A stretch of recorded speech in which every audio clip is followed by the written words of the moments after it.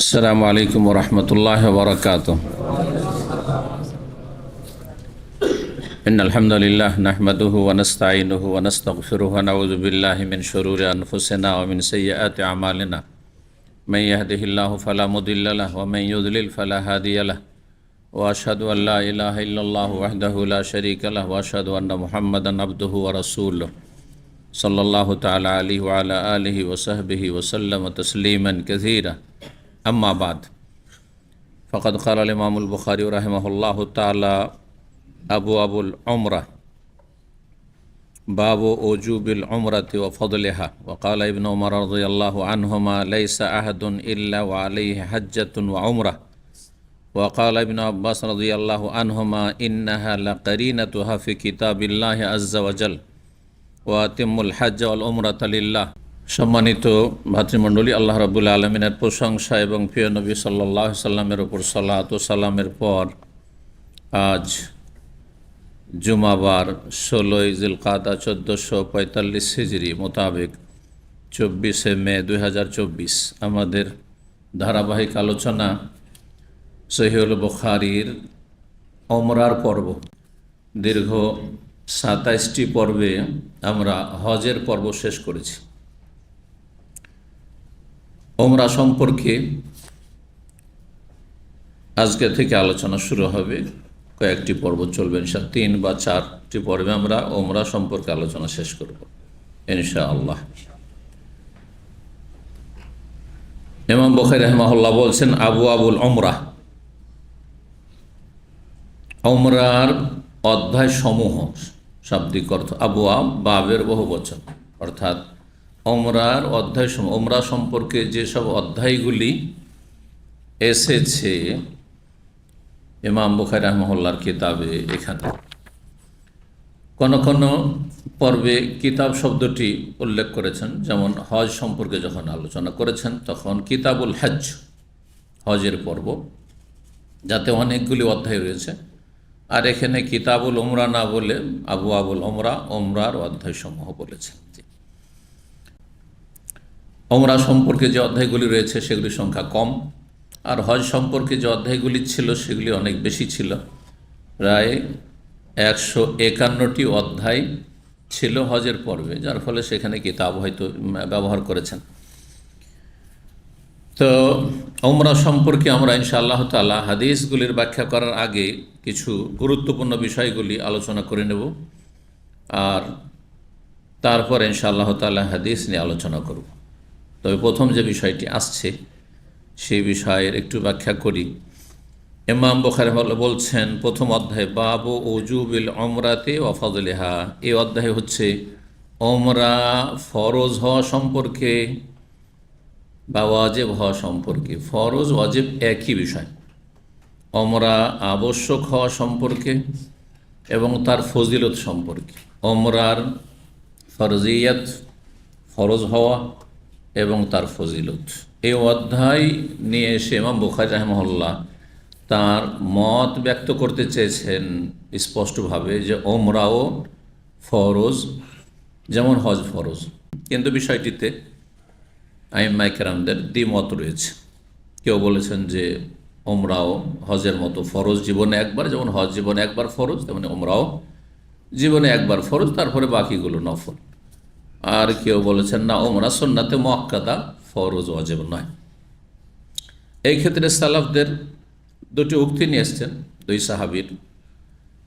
ওয়াকাল ইবনে উমর রাদিয়াল্লাহু আনহুমা, আব্দুল্লাহ বিন উমর রাদিয়াল্লাহু তাআলা আনহুমা বলেন লাইসা আহাদুন, এমন কোনো মানুষ নেই, মানে মুসলিম নেই।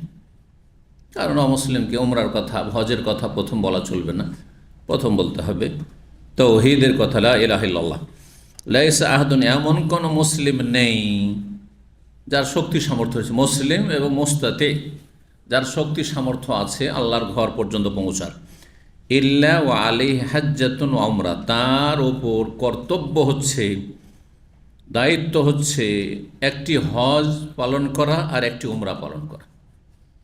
তার মানে আব্দুল্লাহ বিন উমর রাদিয়াল্লাহু তাআলা আনহুর মত হচ্ছে যে হজ যেমন ফরজ তেমনি উমরাও ফরজ।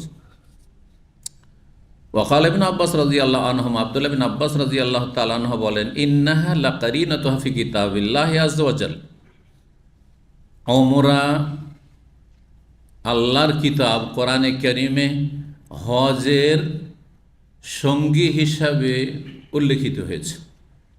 হজের সাথে মিলিতভাবে আল্লাহ উল্লেখ করেছেন একসাথে। ওয়াতিমুল হজ্জা ওয়াল উমরাহ, সূরা বাকারা আয়াত 196 আল্লাহ বলছেন, তোমরা হজ উমরা পূর্ণ করো, সম্পূর্ণ করো আল্লাহর জন্য। তো হজের সাথে যখন উমরা একসাথে বর্ণনা করেছেন, তাহলে দুটোই হচ্ছে ফরজ। তাহলে ইবনে আব্বাস রাদিয়াল্লাহু তাআলা আনহুমারও মত হচ্ছে, এবং তিনি এই দলিল পেশ করছেন যে উমরাও হজের মতোই ফরজ। ওয়াতিমুল হজ্জা ওয়াল উমরাতা লিল্লাহ। আর তারপরে 1773 নম্বর হাদিস আসবে। তার আগে উমরা সম্পর্কে আমরা কিছু গুরুত্বপূর্ণ কথা আলোচনা করি। উমরার যখন অধ্যায় শুরু হয়েছে, প্রথম উমরার শাব্দিক পারিভাষিক অর্থ কী এই বিষয়টি জানব, আর তারপরে উমরার হুকুম, উমরার বিধান জানব, উমরার হুকুম কি, যে বিষয়টি আসলো। ইমাম বুখারী রাহিমাহুল্লাহ এই বিষয়ে যে দ্বিমত রয়েছে সেদিকে তিনি ইঙ্গিত করেননি। তিনি তার মত ব্যক্ত করেছেন যে উমরা ফরজ, আর তারপরে দুটো দলিল নিয়ে এসছেন দুই প্রখ্যাত সাহাবীর, যে তাদেরও মত হচ্ছে যে উমরা ফরজ। উমরার শাব্দিক অর্থ, উমরার শাব্দিক অর্থ হচ্ছে জিয়ারা, ভিজিট করা, পরিদর্শন করা এবং উদ্দেশ্য করা। কোনো কিছুকে উদ্দেশ্য করে পরিদর্শন করা, কোনো কিছুর উদ্দেশ্যে পরিদর্শন করা, যাওয়া এবং পরিদর্শন করা, এ হচ্ছে উমরার অর্থ। উমরা শব্দটি আমারা ইয়ামরও থেকে এসেছে। কোরআনে কারিমে আমারা ইয়ামরও শব্দটি এসেছে, উল্লেখ হয়েছে। সূরা তাওবা আল্লাহ বলেছেন, ইন্নামা ইয়ামুরু মাসাজিদাল্লাহি মান আমানা বিল্লাহি ওয়াল ইয়াউমিল আখির ওয়া আকামাস সালাতা ওয়া আতাজ যাকাতা ওয়া লাম ইয়াখশা ইল্লাল্লাহ ইন্নামা ইয়ামুরু মাসাজিদাল্লাহ। এখানে আবাদ করার অর্থে ব্যবহার হয়েছে। আর যদি কোনো ব্যক্তি বা কোনো সম্প্রদায় কোনো কিছু আবাদ করে, তার মানে সেটা পরিদর্শন করছে, সেটা ভিজিট করছে, সেখানে যাতায়াত করছে। আবাদ করা কাকে বলে? বাড়ি আবাদ আর অনাবাদ। আবাদ মানে সেখানে মানুষ সে যাতায়াত আছে, বসবাস আছে। এই গ্রামটা আবাদ আছে, তার মানে সেখানে মানুষ আসছে, যাচ্ছে, বসবাস করছে, মানুষ আসা যাওয়া লেগে আছে। তাহলে একটি অর্থের আরেকটি অর্থের সাথে সম্পর্ক আছে। ইন্নামা ইয়ামুরু মাসাজিদ আল্লাহ, আল্লাহর মসজিদগুলিকে সত্যিকার অর্থে আবাদ করবে ওই সব লোকেরা, মানে আমানা বিল্লাহ ওয়াল ইয়াউমিল আখির, যারা আল্লাহ এবং পরকালে বিশ্বাসী। কাফের মুশরিক কখনো আল্লাহর মসজিদ আবাদ করবেন না। দেখেন, যারা মুশরিক, মুসলিম সমাজের যারা শিরিককারী, মাজার পূজারী, তাদের কাছে অনেক সময় মসজিদের চাইতে গুরুত্ব হচ্ছে মাজার, মসজিদের চাইতে গুরুত্বপূর্ণ হচ্ছে মাজার। আর না হলে কমপক্ষে সমান সব মনে করে। মসজিদে চাঁদা দেওয়া, মসজিদের খেদমত করা যত সব, তেমনই সব মনে করে মাজারের খেদমত করা আর মাজার পাকা করা। তাদের কাছে তৌহিদ আর শিরক, তৌহিদের জায়গা আর শিরকের আস্তানা সমান। জি, এই জন্য আল্লাহ বলছেন যে সত্যিকার অর্থে মসজিদ আবাদ করবে কারা? যারা আল্লাহর প্রতি ঈমান রাখে এবং পরকালে ঈমান রাখে। এই বেনামাজি আল্লাহর মসজিদ আবাদ করে না, কারণ তাদের ঈমান নেই, সেখানে ভেজাল আছে। ঈমান নামকে আসতে, ঈমান খোঁড়া ঈমান। কোনো মানুষ যদি বেঁচে থাকে আর শয্যাশায়ী, বিছানা থেকে উঠতে পারে না, হ্যাঁ, তাহলে এই জীবনের কোনো মূল্য নাই। ঠিক তেমনি বেনামাজিদের ঈমানের দাবি, জন্মসূত্রে যারা মুসলিম, তাদের ঈমানের কোনো মূল্য নেই, তাদের কোনো প্রমাণ নেই যে তাদের ঈমান আছে। অমুসলিমও হ্যাঁ সালাতের সময় রাস্তাঘাটে চলাফেরা করে, অথবা বসে থাকে, অথবা নিজের রুমে ঘুমিয়ে থাকে, বসে থাকে, আর বেনামাজিও তাই করে। তাহলে পার্থক্য কোথায়? কোনো পার্থক্য নেই। যার ফলে যার সালাত নেই তার ইসলাম নেই, যার নামাজ নেই, 5 ওয়াক্ত ফরজ, তার ঈমান নেই। তার কাছে কোনো প্রমাণ নেই। কোনো কিছুর দাবি করলে তার প্রমাণ দিতে হয়। আমি দাবি করেছি এই জমিটা আমার, এই বাড়িটা আমার, তাহলে আপনার কাছে দলিলপত্র লাগবে। আমি যদি দাবি করেন যে আমি মুসলিম, তাহলে তার দলিল প্রমাণ দিতে হবে। বলছে আমি জন্মসূত্রে মুসলিম, এটা কোনো কাজে আসবে না, কোনো কাজে আসবে না। বরং প্রমাণ দিতে হবে যে আমি 5 বার আল্লাহর সামনে হাজিরা দিচ্ছি, সুতরাং আমি মুসলিম। আল্লাহ তৌফিক দান করুন, সঠিক বুঝ দান করুন। আর বেনামাজিদেরকে হেদায়েত করুন। তো যাই হোক, ফিরে আসি শাব্দিক অর্থের দিকে। উমরা মানে হচ্ছে জিয়ারত করা, পরিদর্শন করা, ভিজিট করা। আর হজের অর্থ কি বলেছিলাম? উদ্দেশ্য করা, উদ্দেশ্য আল্লাহর ঘরের। এখানে এই অর্থ রয়েছে, আল্লাহর ঘরে উদ্দেশ্য করে যাচ্ছি, যে আল্লাহর ঘরের যাব, আর যাওয়ার পরে যা আল্লাহ করতে বলেছেন তা করব, হজের কার্যাবলী। ওমরার পারিভাষিক অর্থ, পরিভাষা মানে হয় সংজ্ঞা। ওমরা কাকে বলে? যদি কেউ আপনাকে জিজ্ঞাসা করে যে ওমরা কাকে বলে, তো আপনাকে জানতে হবে যে ওমরা কাকে বলে। অসম্পূর্ণ কথা বললে হবে না। আপনি আনুমানিক কথাবার্তা বলছেন, অসম্পূর্ণ কথা। সুতরাং আপনাকে পূর্ণাঙ্গ সংজ্ঞা, যাতে ওমরার সমস্ত বিষয়গুলি শামিল হয়, জানতে হবে। ওলামারা যে সংজ্ঞা করেছেন তার মধ্যে যেটি সবচাইতে সুন্দর সংজ্ঞা এবং পারফেক্ট পূর্ণাঙ্গ সংজ্ঞা, বা আপনার শরীয়তের ভাষায় ওমরা, সেটি হচ্ছে আত-তাআব্বুদ লিল্লাহি তাআলা। আল্লামা ইবনে উসাইমিন রাহিমাহুল্লাহ সমস্ত যে ধর্মীয় বিষয়গুলি বা ইবাদত বন্দেগীর বিষয়গুলি, সেগুলির সংজ্ঞা করতে গিয়ে এই শর্তটা লাগিয়েছে, কিন্তু আগের ফুকাহারা এটা লাগাননি।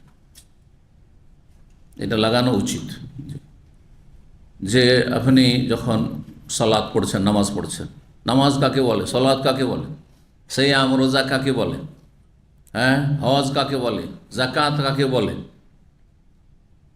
তো যখন প্রতিটি সংজ্ঞা করবেন, তো এই সালাত কার জন্য?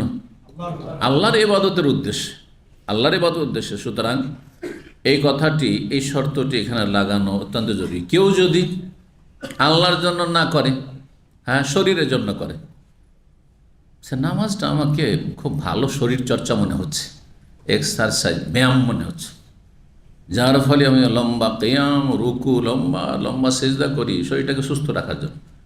ইবাদত হবে? ইবাদত হবে না। তার ফালাহু মানাওয়া, যা নিয়ত করবে তাই পাবে। এই জন্য ওমরা হচ্ছে আত-তাআব্বুদ লিল্লাহি তাআলা, মহান আল্লাহর ইবাদত বন্দী করা, গোলামি প্রকাশ করা, ইবাদতের জন্য এসেছি। যেমন কোনো মানুষ যদি এমনি আসে নিছক কিসের জন্য? হ্যাঁ, ট্যুরিজমের জন্য, ভ্রমণ।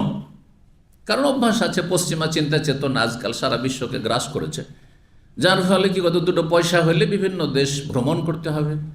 পয়সা আছে, সুতরাং মাঝে মাঝে সিঙ্গাপুর, তো মাঝে মাঝে মালয়েশিয়া, তো মাঝে মাঝে অস্ট্রেলিয়া, চল নিউজিল্যান্ড দেখে আসি, চলো যাই আমেরিকা কানাডা ঘুরে আসি, যাই একটু কাশ্মীর ঘুরে আসি, যাই একটু দার্জিলিং ঘুরে আসি, যাই একটু এই ভুটান ঘুরে আসি, তাই না? করছে না? পয়সা আছে, করছে প্রতি বছর। ওদের প্রতি বছর ছুটি ছাটি যখন বাচ্চাদের হয়, তখন তারা তাই করে। তো কোনো মুসলিম যদি এই রকমই মনে করো, সবাই যায় ধরেন ওই দুনিয়ার ভিজিটের জায়গাগুলিতে, ট্যুরিস্ট এরিয়াতে, আর আমি যাচ্ছি মক্কা মদিনা ট্যুর করতে পরিবার নিয়ে, তাহলে সেটি ইবাদত হলো না। অথচ তো এসে ওমরা করলো, ওমরার কাজগুলি করলো, কিন্তু ইবাদত হলো না। তো ও তো এসছে, ট্যুরিস্ট হিসাবে এসছে, ভ্রমণ করতে এসছে। জি, বিশেষ করে যাদের ইবাদত বন্দেগীতে কোনো রুহানিয়াত নেই, শুরু থেকে শেষ পর্যন্ত যেখানে যাই মোবাইল হাতে আছে, না ইখলাস, না আল্লাহ ভীতি, না আল্লাহ সন্তুষ্টি, কোনো কিছু নেই, জিরো একবারে। যেখানে যাই, যখনই ঢুকলো, কাবাতে প্রথম ঢুকছে মেন গেট, এটা ছবি তুলে নিল, ভিতরে যখন কাবাটা সামনে এসে আবার ছবি তুলল, আবার যখন ঘুরছে এই ছবি তুলছে, আজান হচ্ছে, এই ছবি তুলছে আর রেকর্ড করছে, লেগেই আছে। জমজমের পানি পান করছে, অথবা দুইজনে একসাথে, স্বামী স্ত্রী, দেখেছেন এগুলো? রাত দিন আজকাল হচ্ছে, স্বামী স্ত্রী, আরে মাতাফে দাঁড়িয়ে যাচ্ছে, স্ত্রী দাঁড়িয়ে আছে, স্বামী ছবি নিচ্ছে, স্বামী দাঁড়িয়ে আছে, স্ত্রী ছবি, অথবা স্বামী স্ত্রী দুজন দাঁড়িয়ে গেছে, আর তারপরে সেলফি নিচ্ছে, অথবা অন্য কাউকে বলছে এই ছবিটি তুলে দাও। তাহলে এটা কী কাজে এসছে? ইবাদত করতে এসছে। তাআব্বুদ লিল্লাহ, আল্লাহ। এখানে অনেকে জিরো একবারে, আর অনেকে 10% ওমরা, হজ 20%, 50%, এরকম অবস্থা। যার যেমন ইবাদতের কোয়ালিটি তেমন, একবারে কেউ জিরোতে নেমে আসবে, আর কেউ কিছু কিছু কিছু কিছু পাবে, ব্যাস। অধিকাংশ লোকের অবস্থা এরকম। ইল্লা মান রাহিম আল্লাহ, আল্লাহ হেদায়েত দান করুন।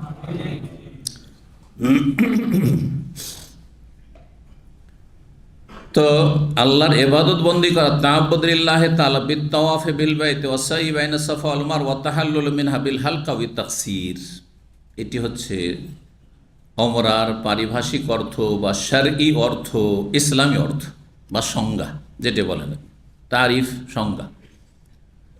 আর ইসতিলাহ মানে হচ্ছে পরিভাষা, ইসলামের পরিভাষায়, পরিভাষা কিছু ইসলামের পরিভাষা, যেহেতু ইসলামী কাজ, ইসলামের পরিভাষায় বা শারঈ অর্থ, ইসলামের দৃষ্টিকোণ থেকে উমরা কাকে বলে? আল্লাহর ইবাদত করা বাইতুল্লাহর তওয়াফের মাধ্যমে, সাফা মারওয়ার সাইয়ের মাধ্যমে, এবং এই উমরা থেকে হালাল হওয়ার মাধ্যমে। কি করে হালাল হবেন? হয় মাথা মুন্ডন, আর না হলে পুরো মাথা থেকে চুল কেটে ওই একটু একটু করে নুচে নেয়। এটা বেদাতীদের কাজ, এটা মূর্খদের কাজ, যারা একটু একটু করে মারওয়ায় একটু এখানে একটু এখানে একটু এখানে কেটে নিল। এটা হয় বেদাতি, আর না হলে মূর্খ জাহেল। আল্লাহ হেদায়েত দান করুন। আর কেউ কেউ সংজ্ঞা করেছেন, এত তফসিল বর্ণনা করে বাইতুল্লাহর তওয়াফ, সবগুলি চলে আসলো তাহলে কথা, এই সংজ্ঞাটিতে সব কথা চলে আসলো। আল্লাহর ইবাদত করছেন আপনি, উদ্দেশ্য আল্লাহর ইবাদত, আর সেখানে বাইতুল্লাহ তওয়াফ করলেন, সাফা মারওয়া সাই করলেন, আর তার থেকে হালাল হলেন মাথা মুন্ডন করে, কাজ সবগুলি মোটামুটি উল্লেখ হলো। তার আগে এহরামের বিষয় রয়েছে, এহরাম বেঁধে আসতে হবে, ওটা জানতে হবে। কেউ কেউ বলেছেন জিয়ারত বাইতুল্লাহিল হারাম, আল্লাহর সম্মানিত ঘরের জিয়ারত করা, কারণ শাব্দিক অর্থে কি রয়েছে? ওমরা মানে জিয়ারত, ভিজিট করা। আল্লাহর সম্মানিত ঘরের পরিদর্শন করা, জিয়ারত করা, আলা ওয়াজহিন মাখসুস, বিশেষ পদ্ধতিতে। এর জন্য সময় নির্ধারিত আছে? সময় নির্ধারিত নেই, সেই জন্য বেওয়াক্তিন মাখসুস লাগাবো না। কিন্তু যখন হজের বিষয় আসবে তখন ফি জামানিন মাখসুস বা ফি ওয়াক্তিন মাখসুস, বিশেষ সময়। হজ সবসময় সারা বছর হয় না, কিন্তু ওমরা সারা বছর হয়, সারা বছর জায়েজ রয়েছে। কিছু কিছু ওলামারা বলছেন যে না, বছরে 5 দিন ওমরা করা মাকরুহ। এগুলি মন গড়া ফতোয়া, তাদের ইজতিহাদ, আর ইজতিহাদে সঠিক হইতে পারে, ভুল হইতে পারে, তাদের ভুল হয়েছে। এমন কোনো দিন নেই যেই দিন ওমরা করা নিষেধ। তবে বলা যেতে পারে যে যার উপর হজ ফরজ, জীবনে ফরজ হজ করেনি, সেই ব্যক্তি এই দিনগুলিতে ওমরা করবে, এটা অপছন্দনীয় কাজ, তাকে হজ করা উচিত। ধরেন বাইতুল্লাহ, আল্লাহর ঘরে পৌঁছে গেছেন আপনি, আর জীবনে আপনার হজ হয়নি, আর আরাফার দিনে 9 তারিখে বা 10 তারিখে, কোরবানির দিনে যেটা হজের দিন, আর বা 11, 12, 13 তারিখ, এই দিনগুলি 5টি দিনে আপনি ওমরা করছেন, এটা মোটেই পছন্দনীয় কাজ নয়। কারণ আপনার ফরজ হজ হয়ে আছে, আর আপনি আল্লাহর ঘর পর্যন্ত পৌঁছে গেছেন। এই ক্ষেত্রে কথাটি প্রযোজ্য হতে পারে। তো যেই ইমাম বা যারাই বলেছেন যে বছরে 5 দিন ওমরা করা মাকরুহ, এটি ভিত্তিহীন কথা। বিশেষ করে কাদের জন্য? যাদের ফরজ হজ আদায় আছে, ফরজ হজ আদায় আছে, মক্কাতে বসবাস করে, মক্কার প্রবাসী, আর আরাফার দিন খালি ময়দান পেয়েছে, মাশাআল্লাহ, আল্লাহর ঘর খালি, সবাই আরাফায় চলে গেছে, আছে না? এই সুযোগ নেবে না, ওমরা করা মাকরুহ। কোথায় ফতোয়া এটা তাদের জন্য? না, মোটেই না। 10 তারিখে সকাল সকাল ফজর পড়েছে, আর তখন পর্যন্ত হাজিরা এখনও পৌঁছেনি, সকাল সকাল ওমরা করিনি না, হ্যাঁ, হজের ভিড় ভাড়ে না করা উচিত, কারণ হাজিরা বেশি হক রাখে, এটা ভিন্ন বিষয়। 10 তারিখের ধরেন সকাল 9টা 10টার মধ্যেই, 8টা 9টাতে অনেক সময় পৌঁছে যায়, অনেক হাজিরে পৌঁছে যায়। আমি পৌঁছেছি অনেকবারই, দেখছি ঈদের সালাম ফিরছে আর মক্কা এসে হাজির, পাথর মেরে পায়ে হাঁটা, ও গাড়ি টাড়ি ধরলে কাজ হবে না, পায়ে হেঁটে পাথর মেরে এসেছি, দেখছি যে ঈদের সালাত ইচ্ছা করলে জামাত ধরতে পারতাম। এসে পৌঁছিলাম হারামের চত্বরে, তখন সালাম ফিরছে, আর খুতবা শুনলাম। সকালে সকালে 7টা আসা যায়, মুজদালিফা থেকে সরাসরি একবার পায়ে হেঁটে রাস্তা, আপনি টিন শেড দিয়ে চলে আসেন, আর পাথর মারেন, আর চলে আসেন এদিকে। তো তারপরে যখন হাজিদের ভিড় হয়ে যাচ্ছে, তখন ওমরা করাটা ভালো কাজ নয়, আপনি হাজিদের সুযোগ দেন।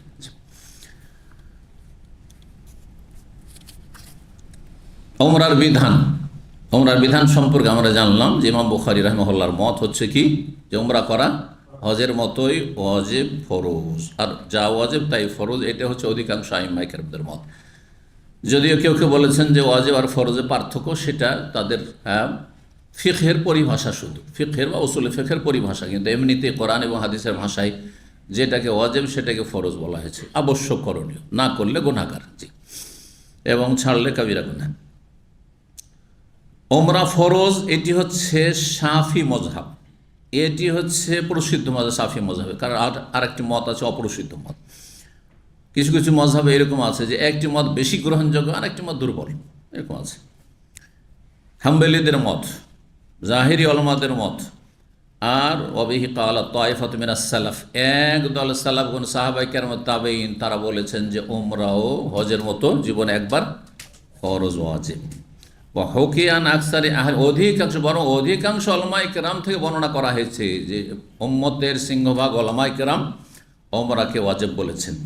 এই মতটি ইমাম শানকিতি রাহিমাহুল্লাহ, তার প্রসিদ্ধ তাফসীর রয়েছে, তাফসীরুল কোরআন বিল কোরআন, খুব গুরুত্বপূর্ণ তাফসীর, এবং মদিনার আলেম ছিলেন, আর তিনি মদিনা ইউনিভার্সিটিতে একসময় ওস্তাদ ছিলেন আমাদের পূর্বে। আমরা আসার 2-4 বছর আগে তিনি দুনিয়া থেকে বিদায় নিয়েছেন রাহিমাহুল্লাহ। তো তার মত এটি হচ্ছে সৌদি আরবের বিগত প্রধান মুফতি আর বিশ্বের এই 20 শতাব্দীর সবচেয়ে বড় আলেম শাইখ ইবনে বাজ রাহিমাহুল্লাহর মত। এটি হচ্ছে এই 20 শতাব্দীর দ্বিতীয় তৃতীয় বিখ্যাত ইমাম আলেম ইবনে ওসাইমিন রাহিমাহুল্লাহর মত। তাহলে এই যুগের বড় বড় যারা পৃথিবীর উলামা, তারা ওমরাকে কি বলেছেন? ফরজ ওয়াজিব বলেছেন। তাদের দলিল কোরআনে কারীম থেকে আল্লাহ বলছেন ওয়াতিমুল হাজ্জাতা ওয়াল উমরাতা লিল্লাহ, হজ উমরা আল্লাহর জন্য সম্পূর্ণ করো। হজের সাথে আল্লাহ উমরাও বয়ান করেছেন। হজ যখন বিল ইজমা হজ ফরজ, এতে কোনো ইখতিলাফ আছে? যতগুলি মাসলা আছে, তাহলে মাসলা সম্পর্কে আমাদেরকে ফিকহের একটি কায়দা জেনে রাখতে হবে। যত মাসলা মাসাইল আছে সেগুলির কিছু আছে মুত্তাফাক আলাই বা মুজমা আলাই, সর্বসম্মতি করবে একমত। 5 ওয়াক্ত সালাত ফরজ, কোন ইখতিলাফ আছে নাকি? কেউ বলছে 6, কেউ বলছে 4, আছে? নেই। 17 রাকাত ফরজ, কোন ইখতিলাফ আছে? সুন্নতে ইখতিলাফ থাকতে পারে, দিনে রাতে সুন্নত কয় রাকাত, কেউ বলছে 12 রাকাত, কেউ বলছে 10 রাকাত, আর তারও বেশি পড়তে পারেন, সবটাই।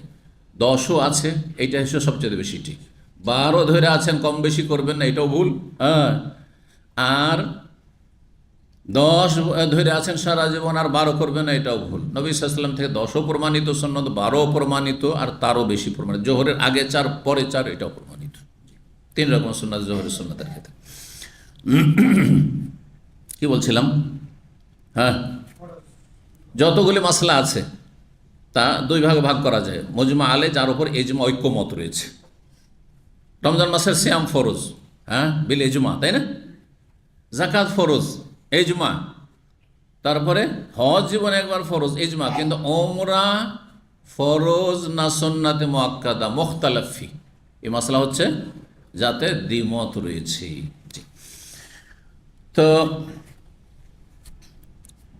আর এটাই বুঝেছেন ইবনে আব্বাস রাদিয়াল্লাহু তাআলা আনহু, যেমন সহিহ বুখারীতে পেলেন যে ওয়াইন ইন্নাহা লাকারিনাতুহা ফি কিতাবে, আল্লাহর কিতাবে ওমরাকে হজের পাশাপাশি বর্ণনা করা হয়েছে। যেমন ওয়াকিমুস সালাত ওয়া আতুজ যাকাত, আল্লাহ সালাত কায়েম করো, যাকাত কায়েম করো, দুটোই ফরজ, তাই না? ঠিক ওই রকম ওমরা এবং হজ তাদের দলিল। হাদিস একটি তিরমিজিতে, নাসাইতে, ইবনে মাজাহ, মুস্তাদরাক হাকিমে রয়েছে। আল্লামা আলবানী হাদিসটিকে সহিহ বলেছেন, সহিহুল জামির 3127 নম্বর হাদিস।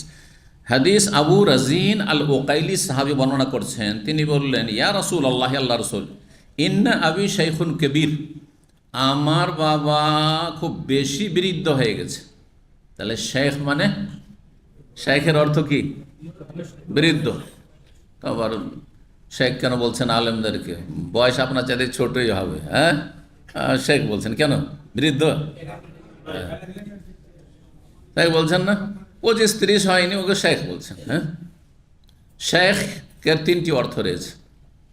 যারা নিয়মিত আমার দর্শে আছে তারা জানে, কারণ অনেকবারই আলোচনা করেছি। যে বলতে পারবেন হাত তুলবেন। শেখের 3টি অর্থ রয়েছে। হ্যাঁ হ্যাঁ, পয়সাওয়ালা, হ্যাঁ। আরবিতে বলতে পারেন, হ্যাঁ, এলম, এই মাশাআল্লাহ। একটা হচ্ছে শেখুল এলম, এলিমের শেখ, কথা বোঝা গেছে? এলেমের শেখ, ওর বয়স যদি 20 বছর হয় কিন্তু খুব বড় আলেম হয়ে গেছে, তাহলে শেখ বলতে পারে, অসুবিধা। কিন্তু যাকে তাকে না, যাকে তাকে ওস্তাদ আর শেখ, এই যে আজকাল শুরু হয়েছে পাকিস্তানে, ওই ফুটপাত থেকে আল্লামা শুরু হয়।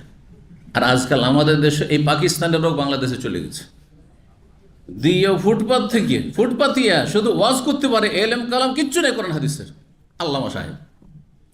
হ্যাঁ, কোনো উচ্চ ডিগ্রিও নাই, আর কোরআন হাদিসের সহি জয়ীফও বুঝে না হাদিসের, কথা বোঝা গেছে না? আর মানুষকে বিভ্রান্ত করে, আল্লামা হুম, সব আল্লামা, ফেমাস হইলে আল্লামা। এই রোগ পাকিস্তানে আজকে থেকে 40 বছর আগে আমরা দেখেছি। আমি যখন মদিনা থেকে পাশ করেছি, চিন্তা করুন তো, তখন বয়স আর কত, খুব বেশি তো 27-28 এরকম বয়স। মদিনা থেকে পাশ করার সাথে সাথে আমার চাকরি হলো আল কাসিমে, আর সেখান থেকে গিয়েছি, আল কাসিম থেকে আমাকে ডেকেছে আর একটা সেন্টার যেখানে দায়ী নেই, আল জৌফ আর আর জৌফ আর এখানে সাকাকা একটি শহর আছে, জানেন সাকাকা শহর, আল জৌফ এলাকায় সাকাকা শহর।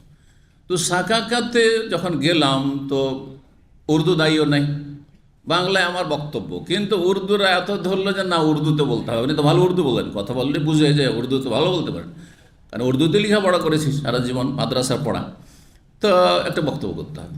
তারপরে তারা পাকিস্তানি ইন্ডিয়ান উর্দুভাষীরা আছে, তো ওরা একটা বিজ্ঞাপন দেখছি মসজিদে লাগিয়েছে, যেই মসজিদে আমার বক্তব্য, মসজিদে ঢুকতে যাচ্ছে, মসজিদের বাইরে হলে লাগানো আছে, বা আপনার যেটা বোর্ড আছে সেখানে লাগানো আছে, আজ হ্যাঁ ফলা আল্লামা তশরিফ লে, আল্লামা সাহেব তশরিফ লা রে। তো সেই যুগে আল্লামা, কথা বুঝতে পারছি, এই রোগ আগে থেকে চলে আসছে। এই রোগ হ্যাঁ সংক্রমণ করে এখন ভারতে আস্তে আস্তে ঢুকছে, কিন্তু মাঝখানে ভারতে আল্লামা টাল্লামা ছিল না, মৌলভী ছিল, মৌলানা ছিল, হ্যাঁ, আর তারপরে আহলে হাদিসরা যারা সহিহ আকীদার অনুসারী তারা শেখ বলতো। এখন আল্লামা, এই আল্লামা রোগ ওখানেও ঢুকছে। হ্যাঁ, কিন্তু সৌদি আরবে আল্লামা মাত্র 2-4 জনকে বলা হয়, 2-4 জনকে বলা হয়। আমার দেশে কোটি কোটি আল্লামা সব। হ্যাঁ, আপনিও যে গিয়ে যদি হাসাতে পারেন, কাঁদাতে পারেন, আর জমাইতে পারেন, মাহফিল জমাইতে পারেন, তাহলে আপনার ফিসও বেড়ে যাবে, আর আপনিও আল্লামা হয়ে যাবে, অসুবিধা না, আপনার ভক্তরা আল্লামা লিখবে আপনাকে। জি, আল্লাহ এই রোগ থেকে হেফাজত করুন, আলেমকে চেনার তৌফিক দান করুন। তো শেখুল এলম, এলিমের শেখ, শেখুল ওমর বয়সের শেখ, বয়সের শেখ যে বুড়ো, এখানে হাদিসে বয়সের শেখ। আর শেখুল মাল মানে পয়সার শেখ, ধনকুব। আরব দেশগুলিতে ধনকুবগুলো যারা বড় বড় পয়সাওয়ালা, তাদেরকে কি বলা হয়? অমুক শেখ। এই জন্য ভারত, বাংলাদেশ, পাকিস্তানে, দুবাই থেকে এক শেখ এসছেন, দাড়ি নেই, মোচ নেই, কিচ্ছু নেই, আর তারপরে হয়তো নামাজ রোজাও আছে কিনা, কিন্তু শেখ এসছে। বোম্বাই তো একজন বলছে, ওইদিকের লোক, যে বোম্বাইতে যখন তখন আরবের শেখের আসে, আর এইখানে সব এসে বিভিন্ন পাঠ করে। তাহলে শেখ মানে কি? বলছে জুব্বা পরে যে থাকে, জুব্বা পরে যে থাকে, জুব্বা পুলিশ শেখ হয়। তাহলে যেমন বাঙালি সমাজে দাড়ি লম্বা থাকলে হুজুর হয়ে যায়, কিন্তু বিপদ, মহাবিপদ। একবার আমার ছাত্র আপনার নোয়াখালী এলাকার ছিল, আর দেখতে খুব সুন্দর ছিল, মাসা 2005-06 পর্যন্ত ছিল এখানে। আর আমার সাথে যেহেতু গাড়ি ছিল, তার কাছে কৃষিটা মাশাআল্লাহ, আমার সাথে বিভিন্ন জায়গায় ঘুরতো, দার্সেও যেত, আর হাউস ড্রাইভার ছিল। তো সে গিয়েছে এই সবজি মার্কেট টয়টায়, ওই 2004-05 ঘটনা কি 3 ওই দিকে আর কি, মানে প্রথম থেকে 99 থেকে সে আমার ছাত্র, 6-7 বছর, 8 বছর। তারপরে দেশে ফাইনাল চলে গেছে। দেখতে আমার চাইতে সুন্দর, আমার চাইতে শরীর, আর আমার চাইতে রং একেবারে লাল সাদা, একবারে হ্যাঁ ইউরোপিয়ানদের কাছাকাছি, হ্যাঁ লেবাননিদের মতো ধরেন। আর আমি সবসময় মানুষের সাথে একটু কথা কম বলি, এটা আমার ফিতরত, প্রয়োজনে কথা বলি। তাই আমি বলছি, এই যে আপনি যারা দোকানদার আছে সবজি নেবো, আমি আসলে সবজি নেবো, কারণ পরিবার ফ্যামিলি আমার আছে, ভর্ত কিছু নেই, ব্যাচেলার গেছে বেচারা। তো কিন্তু আমি কথা বলি না, সেই কথা বলছি, সে আগে আগে সামনে কথা বলছে, আমি আছি, সাথে আছি, আমি একটু নীরব আছি, দেখছি কোনটা ভালো মন্দ। তো ওকে বলছে হুজুর এটা নেন, হুজুর এটা নেন, হুজুর এটা নেন, কথা বুঝতে পেরেছেন? আমাকে তখন হুজুর বলছে না, বলছে ভালো, আলহামদুলিল্লাহ। তখন কেউ চেনতো না আমাকে, যেহেতু হ্যাঁ 2002-03 কে বা চেনবে, 2005-এর পরে মোটামুটি তখন ধরেন ভিডিও যুগ এসছে। তো যাই হোক, কি বলছিলাম, শেখ শেখ পয়সার শেখ, পয়সার শেখ। আর একটা শেখ আছে সৌদি আরবে, কিন্তু শেখুল মারাজ। যারা গাড়ির ড্রাইভার তারা বুঝেন অনেকে, আর বিশেষ করে অ্যাক্সিডেন্ট যদি করে থাকেন তাহলে। হ্যাঁ, শেখুল মারাজ বুঝেন না? কে বুঝে? শেখুল মারাজ এক সময় ছিল, এখন অবশ্যই এটা আইন উঠে গেছে। এক সময় ছিল কি, যে মারাজ যেতে হতো যেখানে গাড়ি সেকেন্ড হ্যান্ড গাড়ি পাওয়া যায়, আর ওখানে কিছু দাড়ি নেই, মোচ নেই, কিচ্ছু নেই, বুঝতে পেরেছেন? হ্যাঁ, সিগারেট খাচ্ছে, টানছে। ওই শেখুল মারাজ থেকে আপনাকে কি লিখে নিয়ে আসতে হবে, ওটাকে তাসইরা বলা হয়। তাসইরা মানে রেট, যে গাড়িটা অ্যাক্সিডেন্টের আগে কত মূল্য ছিল আর অ্যাক্সিডেন্টের পরে কতটা মূল্য কমেছে, আর ওই হিসাবে তখন আপনাকে ক্ষতিপূরণ দেওয়া হবে, বুঝা গেছে না? তো ওকে কী বলা হয়তো? শেখুল মারাজ, মারাজের শেখ মানে গাড়ির শেখ সে। আবার তাকে আবার শরীয়তের শেখ বলে দিয়ে ফতোয়া নিয়েন না। হ্যাঁ, দাড়ি লম্বা থাকলে শেখ মনে করা শুধু বাংলাদেশের রোগ না, এটা মিশরেরও রোগ, বুঝতে পেরেছেন? এই দাড়ি নিয়ে মেনা, আরাফায়, মুজদালিফায়, এমনকি হারামে, হজ মৌসুমে, রমজান মৌসুমে পেরেশান করে দেয়, বিশেষ করে এই মেসরি আরবিয়ানরা। কারণ এরা কথা বেশি বলে, আর মাসে জিজ্ঞাসা করে, বিরক্ত বেশি করে অন্যদের তুলনায়। তো যখন তখন যেই সেই মাসলা, আর মহিলারা তাদের কথা বলতে লজ্জাবোধ করে না। রাস্তায় এসে মহিলা সামনে দাঁড়িয়ে গেছে, ফি মশলা, ফি মশলা, হ্যাঁ, ফি সওয়াল, ফি সওয়াল। তো দাঁড়িয়ে দেখলে, এখন চিন্তা করুন, শুধু দাঁড়িয়ে দেখে আমাকে চেনে না, জানে না। আমি যদি একটা জাহিল হইতাম দাঁড়িয়েওয়ালা, তাহলে কি অবস্থাটা হইতো? হ্যাঁ, তো এই হলো অবস্থা। তো শুধু দাড়ি দেখে মাসলা মাসাইল নেওয়া, এটি অজ্ঞদের কাজ, বোঝা গেছে? হ্যাঁ, দাড়ি টুপি দেখে অথবা লেবাস পোশাক বেশভূষা দেখে। কি বলছিলাম? শেখের কথা বলছিলাম, তাই না? আর আল্লামা দলিল, হ্যাঁ হ্যাঁ, হাদিস বলছিলাম। আবু রাজিন ওকাইলি বলছেন, ইয়া রাসূলুল্লাহ, ইন্না আবি শাইখুন কাবীর, আমার বাবা খুব বেশি বৃদ্ধ হয়ে গেছে। লা ইয়াস্তাতিউল হাজ্জা ওয়ালাল উমরা ওয়ালা জান, তিনি হজও করতে পারেন না, উমরা করতেও পারবেন না, আর তিনি কোথাও সফর করারও শারীরিক শক্তি রাখেন না। মানে তিনি অন্য রিওয়ায়াত লা ইয়াসবুতু আলা রাহেলা, অন্য আরেকটা প্রশ্নে এরকম বলেছেন প্রশ্নকারী, যে তিনি বাহনের ওটার পিঠে বসতে পারবেন না, অচল হয়ে গেছেন। তো তাহলে কি করব? কিন্তু আর্থিক সচ্ছলতা আছে, আর পয়সা আছে, আল্লাহর ঘর পর্যন্ত পৌঁছিতে পারবে, কিন্তু শরীর চলছে না হজ উমরার ক্ষেত্রে। কি করতে হবে? কি করতে হবে তাহলে? হজ উমরার ক্ষেত্রে যদি শরীর না চলে কিন্তু পয়সা থাকে কোনো মুসলিমের, তাহলে বদলি হজ করতে হবে, করাতে হবে, বদলি হজ করাতে হবে। জি, হুজ্জা নাবিকা ওয়া তামির, তখন নবী বলছেন তোমার বাবার পক্ষ থেকে হজ এবং উমরা করো। হজ উমরা দুটোই করতে বলেছেন। তাহলে বদলি হজ যেমন করতে বলেছেন, বদলি উমরাও যখন করতে বলেছেন, কি বোঝা গেল? যে যেমন হজ ফরজ তেমনি উমরাও ফরজ, এবং হাদিসটি সহিহ।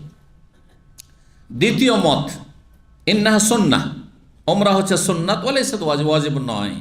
এটি হচ্ছে ইমাম মালিকের মযহাব, এটি হচ্ছে আবু হানিফার মযহাব, আর এই বর্ণনা একটি বর্ণনা ইমাম শাফি আর আহমদ থেকে এসছে।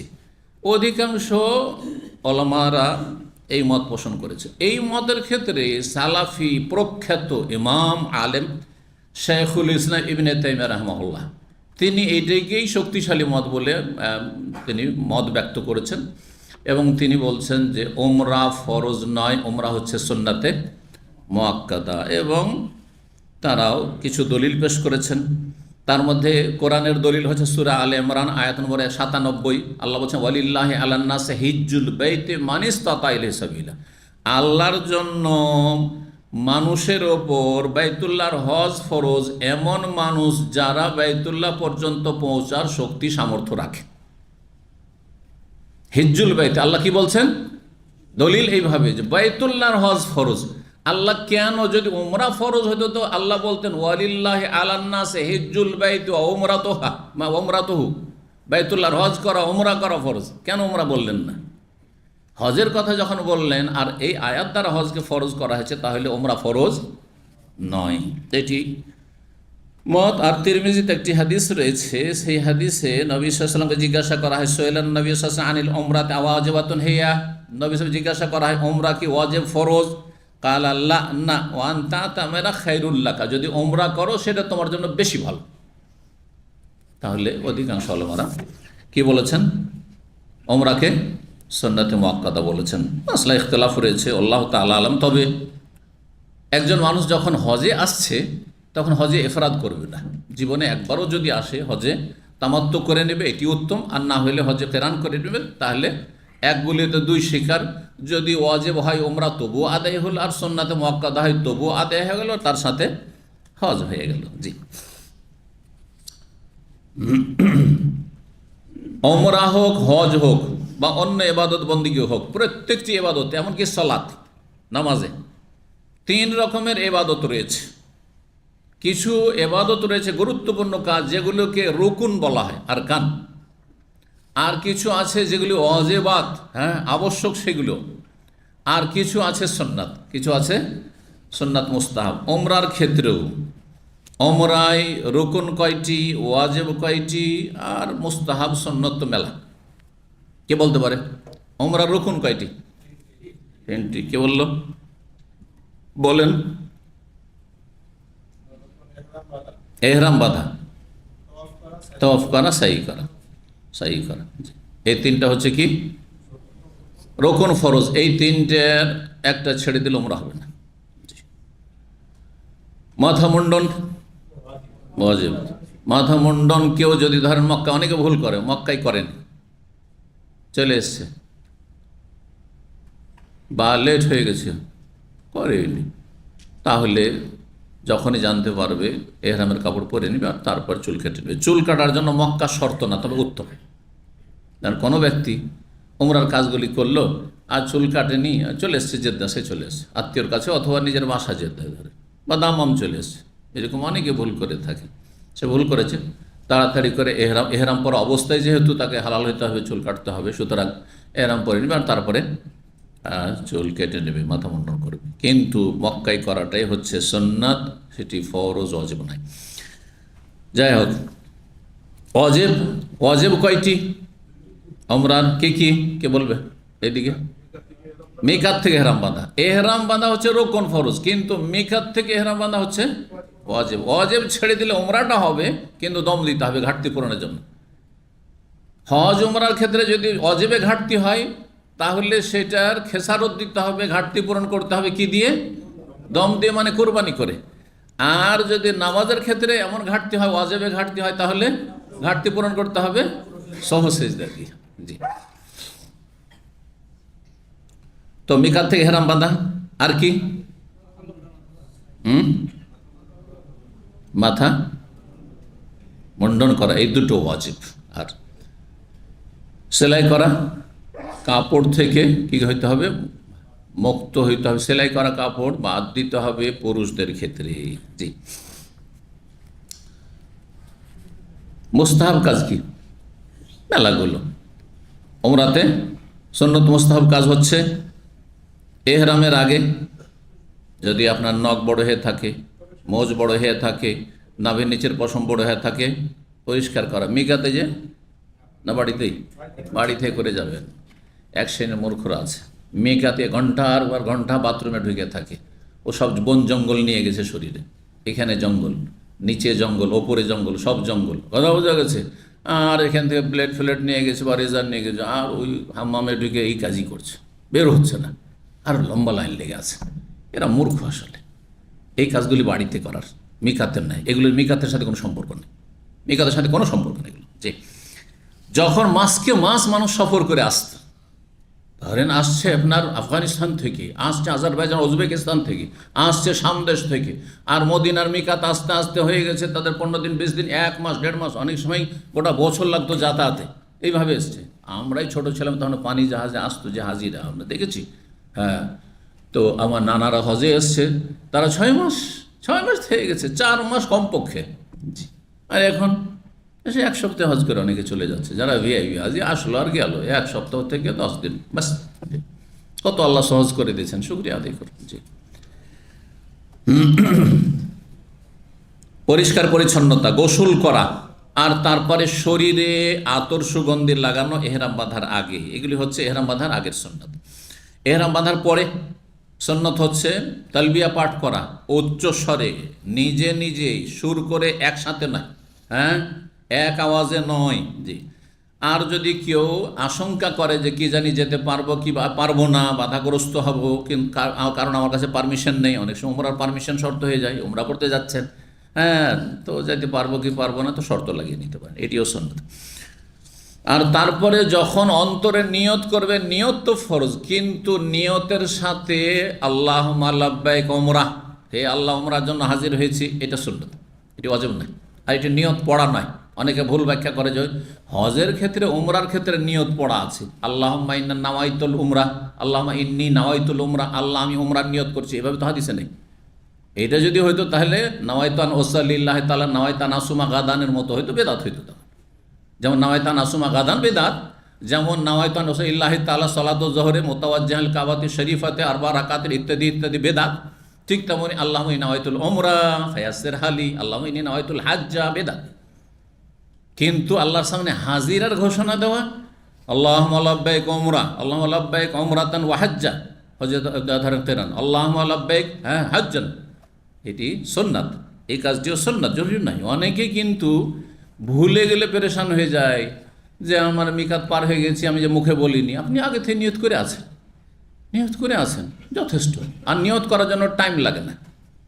অনেকে এখানে আর একটা বিদাত করে, সেটা হচ্ছে কি, নিয়ত করার জন্য কিছুক্ষণ দম ধরে থাকে। দম ধরে থাকে, বুঝলেন তো ভাষাটা, না? নামাজের আগেখানে দেখবেন নিয়ত, নামাই তো পড়া বাদ দিয়ে, সৌদি আরবে এসছে একটু কিছু শিখেছে, কিন্তু নিয়ত পড়াটা বাদ দিয়েছে। নামাই তো পড়ে না, কিন্তু তকবীর তাহরিমা হতে পারে, মানে ওই নিয়তটাকে এখানে এখন ধারণ করছে সে 30 সেকেন্ড। না, এটাও বিদাত, এটাও বিদাত। অটোমেটিক্যালি নিয়ত হচ্ছে।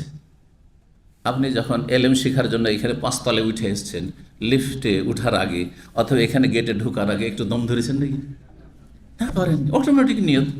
এটার নামে নিয়ত আছে। নিয়ত মানে অন্তরে সংকল্প, যার জন্য সময় লাগে না, এক মুহূর্ত সময় লাগে না। একমাত্র পাগলের কোনো নিয়ত নেই। পাগল বুঝেই না যে কি করছি আর কি বলছি, তার নিয়ত নেই। বাকি সমস্ত মানুষের দিন দুনিয়া সমস্ত কাজের ক্ষেত্রে নিয়ত আছে, সেটার নাম নিয়ত। নিয়ত হচ্ছে আজিমাতুল কলব। জি, হানাফিদের বড় বড় আলেমরা বলেছেন। কিন্তু এই রোগ সমাজ থেকে, হানাফি সমাজ থেকে সারছে না। আল্লামা আনোয়ার শাহ কাশ্মীরি তার যে সহিহ বুখারী ভাষ্য রয়েছে, তাতে বলছে আর নিয়াত আজিমাতুল কলব, নিয়ত হচ্ছে অন্তরের সংকল্পের নাম, নিয়ত উচ্চারণ করার নাম নয়। মূর্খ যে নিয়ত উচ্চারণ করার নাম বলে, বুঝেই না যে নিয়ত কার কাজ। দেখেন, প্রত্যেকটি অঙ্গ প্রত্যঙ্গের কিছু কি আছে, ডিউটি আছে। হাতের কাজ হচ্ছে ধারণ করা, জিহ্বার কাজ হচ্ছে হ্যাঁ স্বাদ গ্রহণ করা, অথবা বাক শক্তি তত রয়েছে, দুটো ক্ষমতা রয়েছে। আর হ্যাঁ, কানের কাজ হচ্ছে শোনা, চোখের কাজ হচ্ছে দেখা। ওই রকমই অন্তরের কাজ হচ্ছে নিয়ত করা। আর আপনি অন্তরের কাজটা দিয়ে দিবেন মুখকে, এই জবান জিহ্বাকে যে তুই উচ্চারণ কর নামাই তো বড়, তাহলে এটা মূর্খতা। আসলে আপনি বুঝেন না যে কোনটা কার ডিউটি। কারণ পায়ের কাজ যদি হাতকে দিয়ে দেন, আমি হাতের ভরে হাঁটবো, চলবে নাকি? হ্যাঁ, না, মোটেই চলবে না। ঠিক ওই রকম। তো এইভাবে আরও অনেক মাসাইল রয়েছে, সময়ের স্বল্পতার জন্য সেদিকে বেশি যাচ্ছে না। তাওয়াফ অবস্থায় যেগুলি মুস্তাহাব, হাজরে আসওয়াদে চুমন দেওয়া যদি ভিড়ভাড় না থাকে। ইজতেবা করা, ইজতেবা মানে হ্যাঁ হ্যাঁ বাম না ডান, ডান বগলের তলার এইটা নিয়ে বাম কাঁধের ওপর ফেলা। জি, ইজতেবা করা, 7 চক্করে ইজতেবা থাকবে, পুরো 7 চক্করে কিন্তু ইজতেবা থাকবে। অনেকে 3 চক্করে রামাল মনে করেন, 3 চক্করে আবার ইজতেবা করে, এটা ভুল করে। তারপর রামাল করা, যদি দেখেন যে ভিড় ভাড় নেই, আজকাল সবসময় ভিড় থাকছে, সুতরাং ভিড়ের ভিতরে আপনি হ্যাঁ এইরকম করবেন আপনি, আর মানুষকে ধাক্কা দেবেন, এটা জায়েজ নয়, মানুষকে কষ্ট দেওয়া জায়েজ নয়। জি। তারপরে বেশি বেশি জিকির আজকার করা, দোয়া করা তাওয়াফ অবস্থায়, এটাও সুন্নাত। আর রুকনে ইয়ামানি হাজরে আসওয়াদের মাঝখানে রব্বানা আতিনা ফিদ দুনিয়া হাসানা পড়া, আর যখন তাওয়াফ শেষ হয়ে যাবে তখন 2 রাকাত সুন্নাত পড়া, এগুলি সুন্নাত। জি। সাইতে যে সমস্ত সুন্নাত মুস্তাহাব রয়েছে, সাফার উপরে চড়ে নেওয়া, সাফার উপরে চড়ে নেওয়া। আর তারপরে বলবেন নাবদাউ বিমা বাদা আল্লাহ, যেখান থেকে আল্লাহ শুরু করে সেখান থেকে আমি শুরু করছি। আর তারপরে দুই সবুজ বাতির মাঝে দৌড় দেওয়া পুরুষদের জন্য, মহিলাদের জন্য নয়। বেশি বেশি জিকির আজকার করা, বেশি বেশি জিকির আজকার করা, এই সমস্ত সুন্নত মুস্তাহাব কাজ রয়েছে। এবং তার সাথে আপনার সাফার ওপরে দোয়া করা, হাত তুলে দোয়া করা, কিবলামুখী রর ওপরে দোয়া করা, এই জায়গাগুলিতে দোয়া কবুল হয়। এই সম্পর্কে ওয়াকিফাল থাকা এবং দোয়া করা, সেখানে ইশারা করা এটা বেদাতি কাজ। ইশারা ভুল, কিন্তু হাত তুলে দোয়া করা কিবলামুখী এটি হচ্ছে সুন্নাত। ভুল বুঝেছে যে নবী সাল্লাল্লাহু হাত উঠিয়েছেন মানে ইশারার হাত উঠিয়েছেন নাকি হাত তুলে দোয়া করেছেন। এইখানে বুঝের ভুল হওয়ার কারণে অনেকে কি করে, কাবার দিয়ে মুখ করে, দেখেছেন না, অনেক আরবরাও করে, অজ্ঞতার কারণে করে। জি, আল্লাহ হিদায়াত দান করুন। তো এখন ওমরার হাদিসগুলি দেখি। তাহলে ওমরার মাসলা আমরা জেনে নিলাম যে ওমরা ওয়াজিব না সুন্নত বড়ই ইখতিলাফপূর্ণ বিষয়, সুতরাং চূড়ান্ত সিদ্ধান্ত দেওয়া মুশকিল। আর এতে কোনো যায় আসে না, আল্লাহ সুযোগ দিয়ে দিলে সুন্নাতও যদি হয় তবুও সেটা করে নিলেন। আর তারপরে আল্লাহ না করে যদি ফরজও হয় সেটাই বেশি ঠিক হয়। এই জন্য যাদের সুযোগ আছে ওমরার ক্ষেত্রে অবহেলা করবেন না। তার জীবনে একবার, বাকি সব নফল, যেমন হজ নফল, একটা হজ করো সারা জীবন।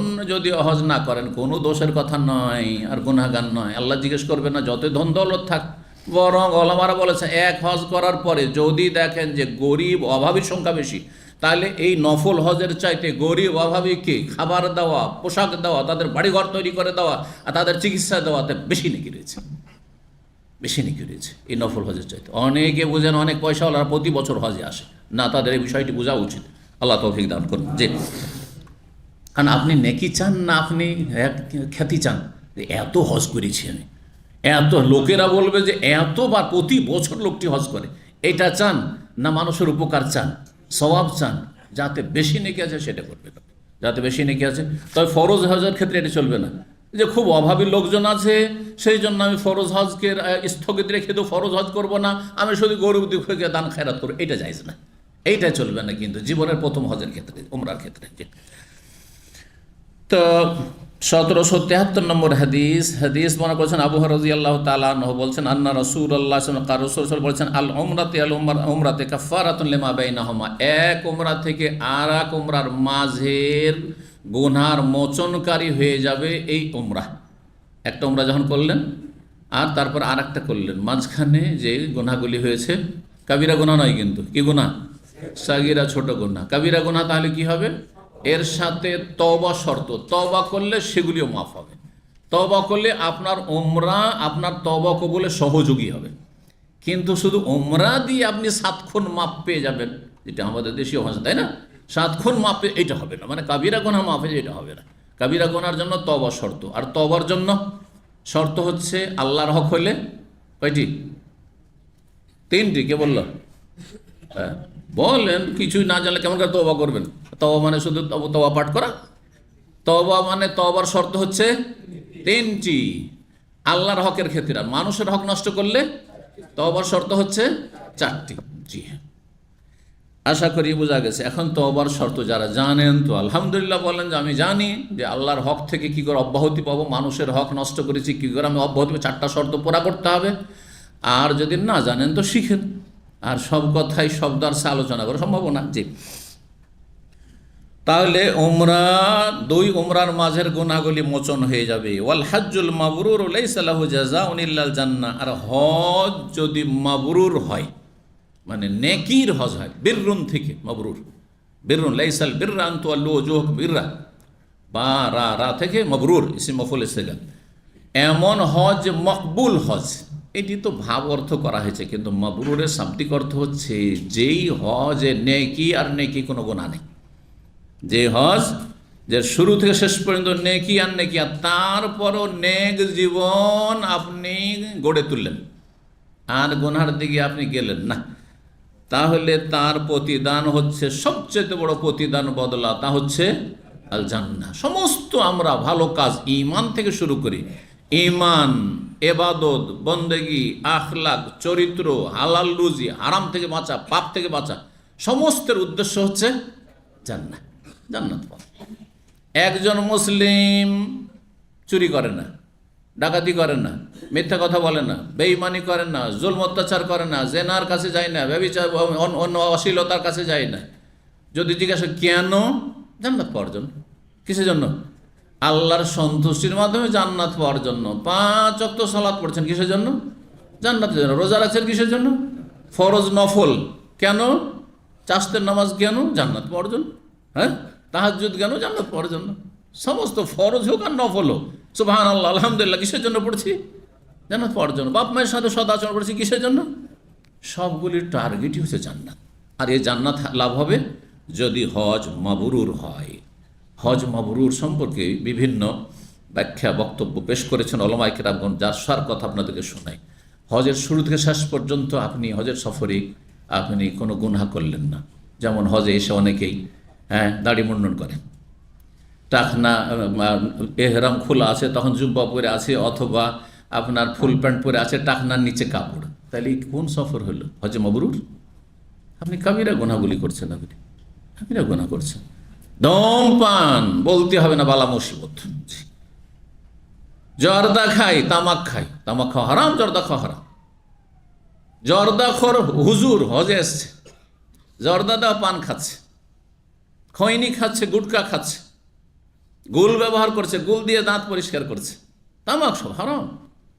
ধূমপান, বিড়ি, সিগারেট ইত্যাদি হজ মৌসুমে এসে আল্লাহর ঘরের সামনে, মেনাতে, আরাফাতে, তাহলে হজে মাবরুর হবে না, হজে মাবরুর হবে না গুনাহ করলে। হজে এসে সারা পৃথিবীর শুধু এতদিন পর্যন্ত শুধু নিজের দেশের মহিলাদেরকে দেখেছিল যে কেমন সুন্দর হয়, তাই না? কিন্তু এখন তো সারা বিশ্বের কোন দেশের নারী কেমন নয়, শুধু তাই করছে। হ্যাঁ, আর কিছু মহিলা তো ইসলাম ভুল বোঝার জন্য মনে করে যে এহরাম অবস্থায় চেহারা ঢাকা চলবে না, তাদের অজ্ঞতা, বা তাদের মোল্লাদের অজ্ঞতা, যার ফলে চেহারা খুলে তারা এহরাম বেঁধে আছে।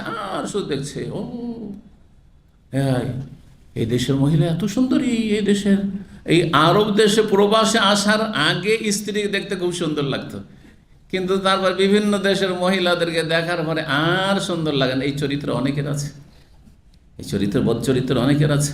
জি, তো এইরকম যদি হয়, হজের সফরে গুনাহ করতে থাকলেন বা হজের পরে গিয়ে গুনাহ করতে আছেন আপনি, অবস্থার উন্নতি হলো না, আরও অবনতি ঘটলো।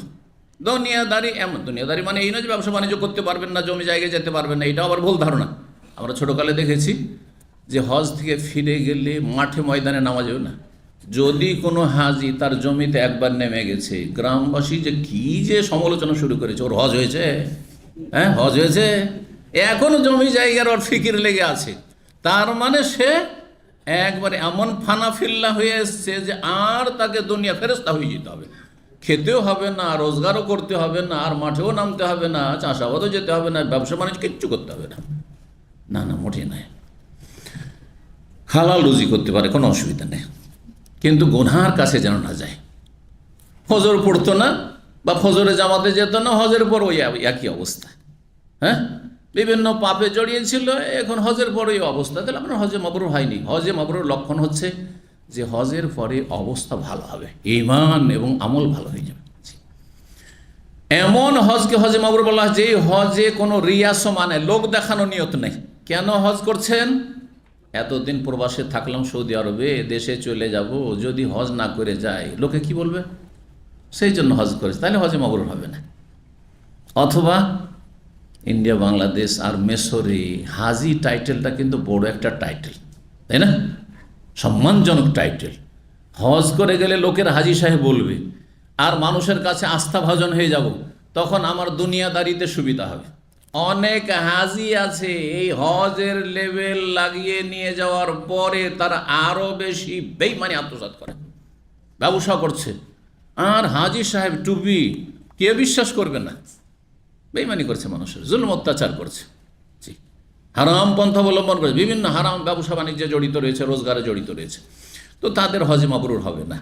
আল্লাহ বুঝার তৌফিক দান করুন, আমলে তৌফিক দান করুন, সংশোধনের তৌফিক দান করুন, আমাদের অবস্থা ভালো করুন। কারণ যত যাচ্ছি কবরের দিকে যাচ্ছি, যত যাচ্ছি আমরা, সময় যত করছে কবরের দিকে যাচ্ছি, আল্লাহর সাথে সাক্ষাৎ করতে যাচ্ছি, সে তো আল্লাহর সাথে যেন ভালো সাক্ষাৎ হয়, কবরে গিয়ে যেন অবস্থা খারাপ না হয়ে যায়। আর জবাব দিতে পারলে না জাহান্নামের ইন্ধন হলেন, এমনটা যেন না হয়। আর ফাফরিশুহু মিনান নার, জাহান্নামের বিছানা বিছিয়ে দাও, জাহান্নামের পোশাক পরিয়ে দাও, এমনটা যেন না বলা হয়। আল্লাহ হেফাজত করুন। তো হজের ফজিলত সম্পর্কে হাদিস হয়ে গেল। আর উমরার ফজিলত সম্পর্কে 2 নম্বর অধ্যায় বলছেন, বাবুন, এই অধ্যায় হচ্ছে মানে তোমারা কাবলাল হাজ্জে, কোনো ব্যক্তি হজের আগে যদি উমরা করে তো জায়েজ না জায়েজ নয়? বলুন তো দেখি। একজন লোক হজের আগে উমরা করলো, জায়েজ না জায়েজ নয়? জায়েজ। ঢালাওভাবে জায়েজ করে দিলেন কিন্তু আপনারা। হ্যাঁ, আপনারা প্রবাসী আছেন, আপনাদের অসুবিধা নাই যে এখন তো হজ আসতে দেরি আছে, তো ওমরা 2-4টা করে নিই, আর তারপরে সামনে হজে যাওয়ার পয়সাও আছে, তাহলে হজ করব, এটা নিয়ে তো অবশ্যই থাকতে হবে। এই না যে হজটা 5 বছর পর করব বা 2-4 বছর পর করব, পরে দেখা যাবে, এখন শুধু উমরাই করতে থাকি, এটা জায়েজ নয়। কথা বোঝা গেছে? হজে যাওয়ার সামর্থ্য আছে, তাহলে হজটা আপনার মুখ্য উদ্দেশ্য হইতে হবে, এই সামনে হজ, অবশ্যই হজ করব, কিন্তু তার আগে যেহেতু সময় পাচ্ছে, রমজান পেলাম, চলো একটা উমরা করে নিই, এটা জায়েজ, এটা জায়েজ। কিন্তু যারা দূর থেকে আসছে, জীবনে একবার আসছে, জীবনে একবার আসতে পারবে, হয়তো আর বেশি আসতে পারবে না, আর হজ করার মতো পয়সা আছে, এই বছরে ধরেন হজ করার তার কাছে কি ছিল? পয়সা ছিল। অনেকে আজকাল করছে, এই উমরা যেহেতু ঢালাওভাবে খুলে গেছে, বোঝা গেছে, উমরার ফ্যাসিলিটিতে কোনো বাধা নেই, তাই না? এইটা বিগত যুগে এমনটা ছিল না। তো এটা খুলে যাওয়ার পরে অনেক কৃপণ লোকেরা বা সুবিধাবাদী লোকেরা, তাদের উদ্দেশ্য হজ আদায় করা নয়, তাদের উদ্দেশ্য হচ্ছে আল্লাহর ঘর দেখা। আমাদের সমাজে কিন্তু এটা ধারণা আছে, আরে একবার তো আল্লাহর ঘর দেখে আসি না, হজ যে ফরজ, এর গুরুত্ব নেই তাদের কাছে। গুরুত্ব কি? এক নজর আল্লাহর ঘরটা দেখে আসি। যার কাছে হজ করার মতো, ধরেন বাংলাদেশ থেকে 6 লাখ টাকা লাগছে এই বছরে সর্বনিম্ন, ধরেন মোটামুটি 6 লাখ টাকা আছে, আর সে ভাবছে যে 1 থেকে 1.5 লাখ টাকাতে আমার একটা উমরা হয়ে যাচ্ছে, আল্লাহর ঘর দেখা হয়ে যাচ্ছে, সুতরাং হজটা করব না, পরে দেখা যাবে, উমরা করি, তার জন্য জায়েজ নাই। তার জন্য জায়েজ নয় যে আগে উমরা করবে না, হজে যাও আর তার সাথে উমরা করে আসে। কারণ উমরা করতে গিয়ে 1.5 লাখ টাকা খরচ করলেন, তখন হজের গুরুত্ব কমে গেল আপনার কাছে। সুতরাং আর এই বছরে বা সামনে বছরে চেষ্টা করলেন না হজে আসার, এই একটা বিষয়। আর একটা বিষয় হচ্ছে যে হতে পারে যে ওই 6 লাখ টাকা ছিল, তার মধ্যে 1.5 লাখ টাকা উমরায় খরচ করে দিলেন, তখন দেখছেন যে না, একটু তো টানাটানি, আর হজ করা সম্ভব না, গুনাহগার হয়ে মরবেন। যার ফলে বলবো যে যাদের কাছে হজ করার মতো সামর্থ্য আছে, পয়সা আছে, তার জন্য প্রথম হজের জন্য প্রস্তুতি নিতে হবে। হ্যাঁ, তবে যেমন সময় আছে, এই বছর আমি উমরাও করে নেব আর হজ করে নেব, তাহলে অসুবিধা নেই, তাহলে উমরা আগে করেন আর তারপরে হজ করেন, যেমন নবী সাল্লাল্লাহু আলাইহি সাল্লাম করেছেন। অথবা এখনকার মতো আরেকটা অবস্থা, এখন আমার কাছে উমরা করার পয়সা আছে কিন্তু হজ করার পয়সা নেই। কখন হজ করার পয়সা হয়, 6 লাখ টাকা হয়, আল্লাহ জানে দেশ থেকে, তাহলে কি উমরা করতে পারবেন না? তাহলে উমরা অবশ্যই করতে পারবেন, তাহলে উমরা অবশ্যই করতে পারবেন, যেমন নবী সাল্লাল্লাহু আলাইহি ওয়াসাল্লাম করেছেন। নবী সাল্লাল্লাহু আলাইহি ওয়াসাল্লাম উমরা করেছেন, হ্যাঁ, 6ষ্ঠ হিজরিতে হুদায়বিয়ার সন্ধির বছর, রাস্তা থেকে কাফেররা ফিরিয়ে দিল, ঢুকতে দিল না, সেটা উমরার সওয়াব হয়ে গেছে, উমরার জন্য তো এসেছিলেন তিনি। আর কাছাকাছি মক্কার কাছে হুদায়বিয়া মানে সময়সী, আপনার জেদ্দার রাস্তাতে সময়সীর পাশে হুদায়বিয়া, সেখান পর্যন্ত এসছেন, আর সেখানে কুরবানি পশু জবাই করে সেখান থেকে হালাল হয়ে চলে গেছেন, উমরা কবুল হয়েছে। দ্বিতীয় উমরা করেছেন 7ম হিজরিতে, উমরাতুল কাজা, সেটাও হজের আগে। আর তৃতীয় উমরা করেছেন উমরাতুল জেরানা, মক্কা বিজয়ের পরে, রমজান মাসে মক্কা বিজয় হলো, শাওয়াল মাসে গেলেন, হুনাইনের যুদ্ধের দিকে, হুনাইনের যুদ্ধ শেষ হলো, আর তারপরে জেরানের রাতে অবস্থান করছিলেন, জিলকাদ মাস চলে এসছেন, জিলকাদ মাসে সেই উমরাও করেছেন রাসূলুল্লাহ, সেটাও হজের আগে। হ্যাঁ, সেটাও হজের আগে, 8ম হিজরির শেষ দিকে। আর তারপরে 10ম হিজরিতে নবী সাল্লাল্লাহু আলাইহি ওয়াসাল্লাম বিদায় হজ করলেন। তাহলে হজের আগে উমরা করলেন না? করলেন না, কিন্তু নিয়ত আছে যে আল্লাহ ফরজ করলে, তখন পর্যন্ত হজের ফরজ হয়নি, এটি সঠিক মত। সঠিক মত হচ্ছে যে হজ ফরজ হয়ে 10ম হিজরির প্রথমে অথবা 9ম হিজরিতে ফরজ হয়েছে, এই মতটি বেশি সহি। আর যারা বলছেন ওমরা আগে ফরজ, তাদের মত সহি এই জন্য নয় যে মক্কা 8ম হিজরি পর্যন্ত কাফেরদের দখলে, মক্কাই যখন বেদখল, তাহলে হজ কি করে ফরজ হইতে পারে? এবার বোঝা গেছে? এই জন্য যারা বলেছে 6ষ্ঠ হিজরিতে হজ ফরজ হয়েছে, সেই মতটি দুর্বল।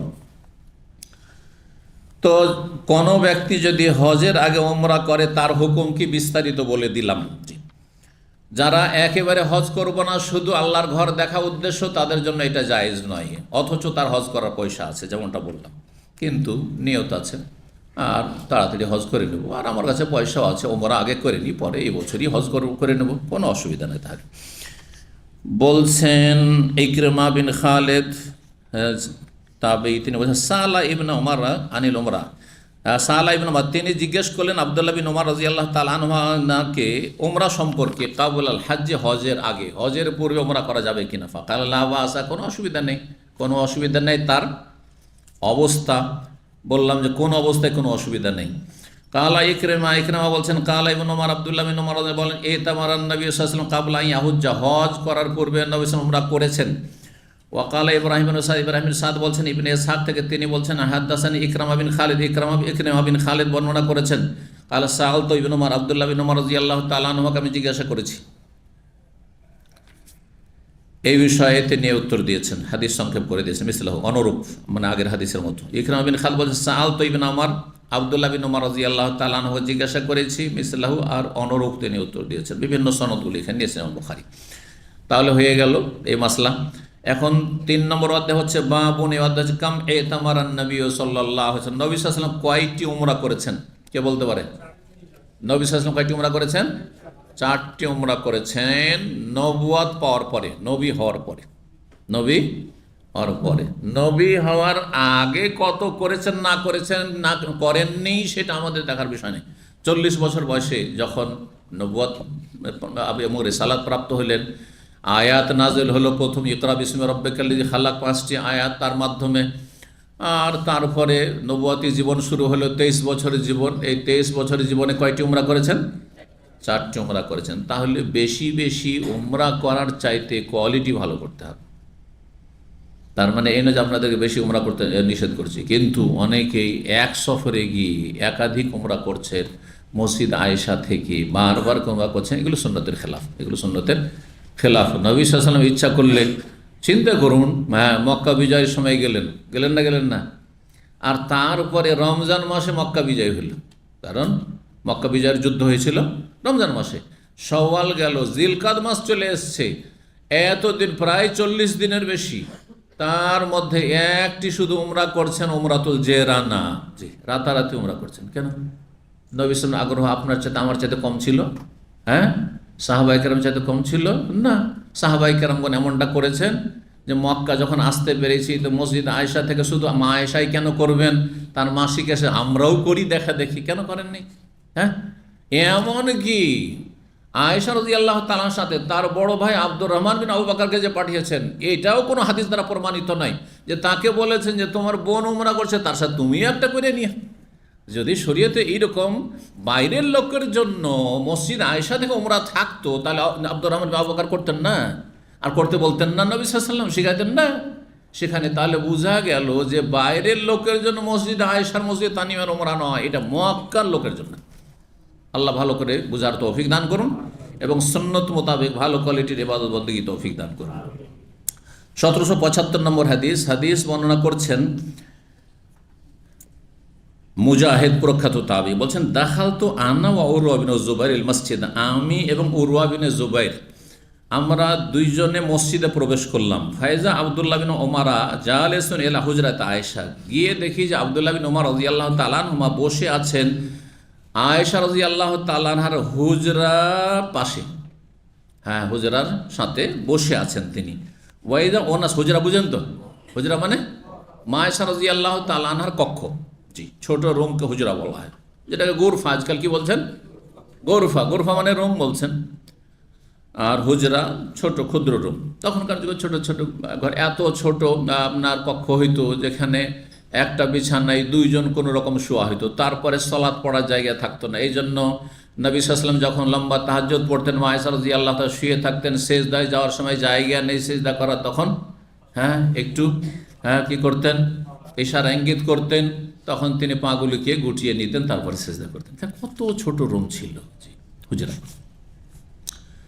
তবুও তাদের শান্তি ছিল। আমরা ছোটকালে দেখেছি আমাদের মা খালারাও, হাতে একটা পয়সা থাকেনি, ওই ডিম বিক্রি করা পয়সা না হয় মুরগি বিক্রি করা পয়সা খুব বেশি, সেটাও হয়তো অনেক সময় নিয়ে এনেছে, আছে না?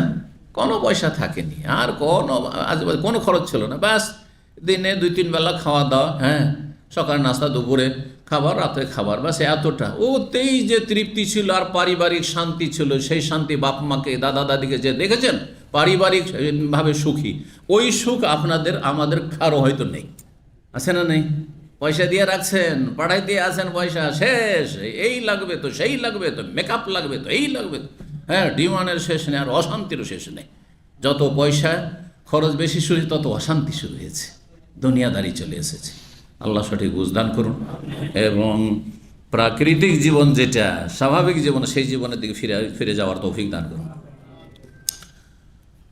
তো বলছেন যে বসেছিলেন সেখানে হেলান দিয়ে, হ্যাঁ, মা আয়েশা রাদিয়াল্লাহু তাআলা হুজরার দিকে, ওয়াইদা উনাসুন ইউসাল্লুনা ফিল মসজিদে সলাতুদ দুহা, কিছু লোকেরাকে দেখছি যে তারা মসজিদে নববীতে সলাতুদ দোহা পড়ছে। সলাতুদ দোহা মানে ফার্সি ভাষাটা আমাদের দেশের লোক বেশি বুঝে, দোহা আরবি বুঝে না। দোহার নামাজ বললে আরে বাবু কোন নামাজ হইল রে, কিন্তু যদি চাস্তের নামাজ বলেন তাহলে বুঝে নেবে। চাস্ত ফার্সি শব্দ। আচ্ছা আচ্ছা, ফার্সি বুঝে কিন্তু বাংলা বুঝে না। যদি আমি বলি পূর্বাহ্নের নামাজ, কজন বুঝবেন? হ্যাঁ, সবাই তাকাচ্ছেন যে বড় বড় চোখ করে তাকাচ্ছে, পূর্বাহ্নের নামাজ আবার কি? হ্যাঁ, তাই না? দুপুরের আগের সময়কালের নামাজ পূর্বাহ্ন। জি, সালাতুদ দোহা, দোহা মানে হচ্ছে পূর্বাহ্ন, আর ওর মানে হচ্ছে চাস্ত ফার্সি ভাষায়। তো ফার্সির এমন একটা প্রভাব আছে যে এখনো আদালত, এখনো উকিল, হ্যাঁ, তাই না, এখনো হাকিম, হ্যাঁ, এখনো মুনসিফ, ইত্যাদি ইত্যাদি, হ্যাঁ, এগুলো বুঝছেন। আর না হলে ইংলিশ বুঝতে লেগেছেন, বাংলায় বললে মুশকিল। তো বলছেন সালাতুদ দুহা পড়ছেন কিছু লোকেরা। কালা ফাসআল্লাহু আন সালাতিহিম, তখন আব্দুল্লাহ বিন ওমরকে জিজ্ঞেস করছেন এই দুই তাবেঈ মুজাহিদ এবং উরওয়া কি সম্পর্কে, তাদের এই সালাত সম্পর্কে, সালাতুদ দুহা চাস্তের নামাজ সম্পর্কে জিজ্ঞাসা করছেন যে এই নামাজটা কেমন, সুন্নত, পড়া উচিত নাকি না পড়া উচিত। ফাকালা, তিনি বলছেন বিদআতুন, বিদআত। অবাক আপনারা, তাই না? সালাতুদ দুহা বিদআত। আব্দুল্লাহ বিন ওমর রাদিয়াল্লাহু তাআলা আনহুমার মত এরকমই ছিল যে এইভাবে সালাত আদায় করা মসজিদে এসে, আর এইরকম একবার বিশেষ করে নিয়মিত, বিদআত। কিছু কিছু ওলামারা বলেছেন যে কন্টিনিউ পড়া সুন্নত নয়, মানে প্রতিদিন আপনি সালাতুদ দুহা পড়ছেন, এই সুন্নত নয়। একদল ওলামাদের মত এটি, আর একদল ওলামা এর বিপরীত বলছেন যে না, আপনি প্রতিদিন পড়তে পারেন, কারণ শরীরের যে 360টি অঙ্গ প্রত্যঙ্গ রয়েছে তার সাদকার হাদিস রয়েছে, প্রতিদিন সাদকা রয়েছে, প্রতিদিন সাদকা রয়েছে, সাদার প্রয়োজন রয়েছে, সুতরাং প্রতিদিন পড়তে পারে, এইটি মত বেশি ঠিক। জি, বেশ কিছু সাহাবায়ে কেরাম, মা আয়েশা রাদিয়াল্লাহু তাআলা আনহা, তারা প্রতিবাদ করেছেন যে আব্দুল্লাহ বিন ওমরের মত ঠিক নাই, যে সালাতুদ দুহা বিদআত। হ্যাঁ, তো তার এটি মত ছিল, মানুষের ইজতিহাদে ভুল। যদি আব্দুল্লাহ বিন ওমরের এরকম ভুল ফতোয়া হইতে পারে, তো ইমাম শাফি, মালিক, আহমদ, আবু হানিফার ভুল হইতে পারে? বলছেন না, ওইটাও ভুল হইতে পারে না, কারণ 4 মাযহাব 4 ফরজ, 4 মাযহাব 4 ফরজ, তাদের ভুল হইতে পারে না, কিন্তু সাহাবীর ভুল হয়ে যেতে পারে। তাহলে কতটা সাহাবীকে আপনি সম্মান করেন চিন্তা করুন দেখি আপনি। হ্যাঁ, সম্মান আপন জায়গায় ঠিক আছে, কিন্তু ভুলের ঊর্ধ্বে ফেরেশতাও কাউকে বলি না, আর রসুলও কাউকে বলি না। কথা বোঝা গেছে? ফেরেশতার ভুল হয় না, আর কারণ ফেরেশতা আল্লাহর পক্ষ থেকে গাইড পেয়ে কাজ করেন আর কথা বলেন, তাই না? আর আম্বিয়া রসুলগণের ভুল হয় না, কারণ তাদের কাছে ফেরেশতা জিবরাইল ওহী নিয়ে আসে, ওহী ছাড়া কথা বলেন না। ওমা ইয়ানতিকু আনিল হাওয়া, খেয়াল খুশি কথা বলেন না। কিন্তু আমি খেয়াল খুশি বলছি, আমি যেটা বুঝেছি সেই বুঝটা ভুল হইতে পারে। আবু হানিফা যে বুঝটা বুঝেছেন সেটা ভুল হইতে পারে, শাফির বুঝটা ভুল হইতে পারে, মালিকের বুঝটা ভুল হইতে পারে, মানুষ সবাই ভুল করতে পারে, সাহাবীরা ভুল করেছেন। সালাতুদ দুহাকে চাস্তের নামাজকে বিদআত বলেছেন, মানবেন যে বিদআত? অথচ সুন্নত সম্পর্কে সাহাবায়ে কেরামদের মধ্যে সবচেয়ে বেশি যারা 2-4 জন জ্ঞানী, তাদের একজন তিনি। এত তিনি সুন্নত সম্পর্কে জ্ঞানী ছিলেন, প্রতিটি সুন্নত সম্পর্কে, এবং পাবন্দি করতেন তিনি। কিন্তু এই বিষয়টিতে তার ইজতিহাদ যে না, এটা নিয়মিত পড়া আর এভাবে মসজিদে এসে পড়া বিদআত। সুম্মা ক্বালা লাহু, তারপরে তাকে দ্বিতীয় প্রশ্ন করা হলো, কাম ইতামারান নবী সাল্লাল্লাহু আলাইহি ওয়াসাল্লাম, নবী সাল্লাল্লাহু কয়টি উমরা করেছেন? কালা আরবাউন, 4টি উমরা করেছেন। এটা তো ঠিক ছিল উত্তর, কিন্তু আর একটি কথায় তিনি আবার ভুল করে দিলেন, বলছেন এহদাহুন না ফি রাজাব, তার একটি উমরা রজব মাসে ছিল, 4টি উমরার একটি উমরা রজব মাসে ছিল। ফাকারেহনা আন্না রুদ্দা আলিহি, এই দুইজন তাবেঈর কিন্তু জানা ছিল যে আব্দুল্লাহ বিন উমর এই দুইটি মাসলায় যে দুটো কথা বললেন দুটো ভুল হয়ে গেল। কিন্তু এত বড় বিশিষ্ট সাহাবী ওমর রাদিয়াল্লাহু আনহুর ছেলে, আর আমরা কোথায় সাধারণ ছাত্র মুজাহিদ আর উরওয়া, আমরা সরাসরি তার প্রতিবাদ করতে বা তার উত্তর দিতে যে না আপনার এটা ভুল হচ্ছে, কিন্তু ফতোয়া ভুল হচ্ছে, মাসলা ভুল হচ্ছে, এই কথা বলাটা আমরা পছন্দ করলাম না। অনেক সময় লজ্জা বোধ হয় যে কী করে বলবো, সবাই বলতে পারেন না, তার জন্য আবার হিম্মত আর সাহসের লাগে। কিন্তু হিম্মত আর সাহস মানে এই নয় যে সোশ্যাল মিডিয়া একবার বলতে হবে, এটা আর মূর্খতা আজকাল, আর সীমালঙ্ঘন, অন্যায় করা। কোনো একজন আলেম ভুল করেছে আর সোশ্যাল মিডিয়া ছেড়ে দিলে উনি এটা ভুল করেছেন, উনি ভুল করেছেন। আরে ভাই, আগে ওনাকে বলেন তার ব্যক্তি জীবনে যদি ভুল হয়, বিশেষ করে অথবা ফিকি মাসলা মাসাইলে ভুল হয়, আকিদায় এত বড় বিভ্রান্তি নাই, আর তারপর আকিদার আপনি কি বোঝেন, ওই আলেমের তুলনায় আপনি কিছুই নাই, তার পায়ের ধুলা না, কথা বোঝা গেছে। সুতরাং আপনি কেন বলবেন, তার মতো তার কাছাকাছি যেসব আলেমরা কথা বলবে সব বিষয়। তাহলে এটি হচ্ছে উচিত। তবে যখন দেখবেন যে বহু মানুষ গুমরাহ হয়ে গেছে, পরিস্থিতি সবসময় একই রকম নয় কিন্তু, আর অবস্থা সবসময় হুকুম একরকম নয়, অনেক লোক বিভ্রান্ত হয়ে গেছে এর ভুল তথ্যের কারণে বা ইসলামের ভুল ব্যাখ্যার কারণে, তখন তার কথাগুলি, তার গুমরাহিগুলো যেহেতু সোশ্যাল মিডিয়ায় ছড়িয়ে আছে, সুতরাং হক কথাগুলিও সোশ্যাল মিডিয়াতে দিতে হবে, এটাও মনে রাখতে হবে।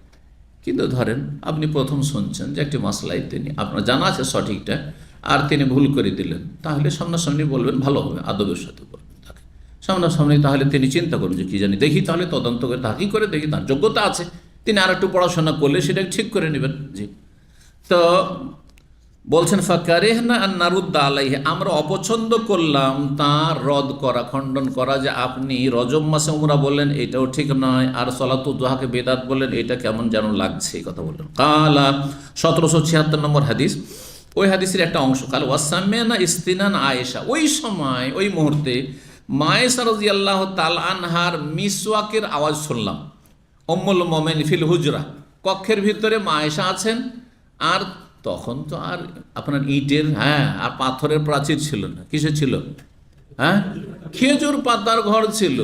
তাহলে টাটি বুঝেন তো না, খেজুর পাতার টাটি ছিল কক্ষের। শুনতে পাচ্ছেন মেসওয়াকের ঘষার আওয়াজ শুনতে পাচ্ছেন, যে মা আয়েশা তাহলে কাছে আছেন, আমাদের আওয়াজগুলি শুনতে পাবেন তিনি পর্দার আড়াল থেকে, বা এই আপনার টাটির আড়াল থেকে, এই কক্ষ থেকে। বলছেন যে মা আয়েশা রাদিয়াল্লাহু তাআলা উম্মুল মুমিনিনের মিসওয়াকের শব্দ আমরা শুনতে পেলাম। ফাকালা উরওয়া, আর উরওয়ার হচ্ছেন খালা, মা আয়েশা রাদিয়াল্লাহু উরওয়ার, আর উরওয়া ইবনে জুবাইরের ছেলে, আর জুবাইরের বিয়ে হয়েছিল কার সাথে, আসমা রাদিয়াল্লাহু তাআলা, আবু বকরের বড় মেয়ের সাথে রাদিয়াল্লাহু তাআলা আনহুম। জি, তো ইয়া উম্মা, হে মা, তাহলে খালাকে মা বললেন না, বললেন না।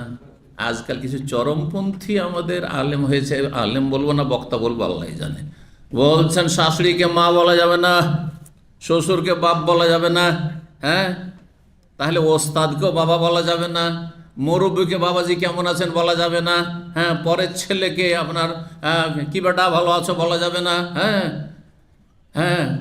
এইসব বাড়াবাড়ি কিন্তু ফতোয়া, সহি আকিদা সহি মানহাজের নাম দিয়ে কিন্তু কিছু বক্তা আছে যারা বাড়াবাড়ি করছে, সতর্ক সাবধান। কি বললেন এখানে, পরের মাকে মা বললেন না, খালা, তো খালাকে মা বললেন কেন, বলতে ইয়া খালাতি বা ইয়া খালা কেন বললেন না? কোরআন এবং হাদিস সব দিক থেকে বোঝার চেষ্টা করতে হবে, এবং কোরআন হাদিসে গভীরতা না থাকলে এরকম বাড়াবাড়ি ফতোয়া দেওয়ার কোনো প্রয়োজন নেই। আলোচনা করছেন, করেন, আপনি মানুষকে ভালো হেদায়েতের কথা বলেন। চরমপন্থা বর্জনীয়, ঠিক ওই রকমই যেমন নরম পন্থা বর্জনীয়, শিথিল, এটাও ঠিক ওইটাও ঠিক, বোঝা গেছে। এইটাও যেমন গোমরাহি, তেমনই বাড়াবাড়ি করা এইটাও কিন্তু বিভ্রান্তি বা গোমরাহির দিকে চলে যাচ্ছে, সুতরাং সতর্ক সাবধান হবেন। তো বলছেন ইয়া উম্মা, হে মা, আলা তাসমাইন মা ইয়াকুল আবু আব্দুর রহমান, আপনি কি শুনছেন না আবু আব্দুর রহমান আব্দুল্লাহ বিন ওমর কি বলছেন? আব্দুল্লাহ বিন ওমরের কুনিয়াত ছিল আবু আব্দুর রহমান, আব্দুর রহমানের বাবা।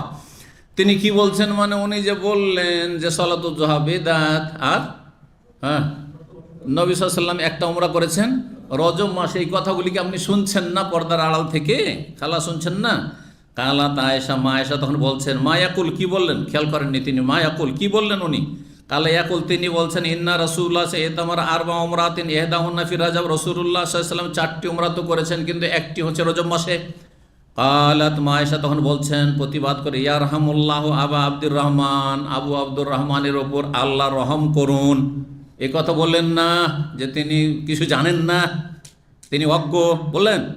তাহলে মান সম্মান রক্ষা করতে হবে। কি বললেন? রহমতের দোয়া করলেন, আল্লাহ মাফ করুন। গফরাল্লাহু লাহু বলতে পারেন, আল্লাহ তাকে মাফ করুন, আল্লাহ তাকে রহম করুন।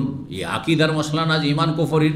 এই নয় যে বলছে আল্লাহ সর্বত্র বিরাজমান, বলছে ভুল হয়েছে। এমন ভুল যেগুলো ভুল ধরেন ফিকহি মাসলা মাসাইলের ভুল, এমন কি হয়েছে না যে ইসলাম আর কুফরির আপনার ইখতিলাফ, এমন নাই।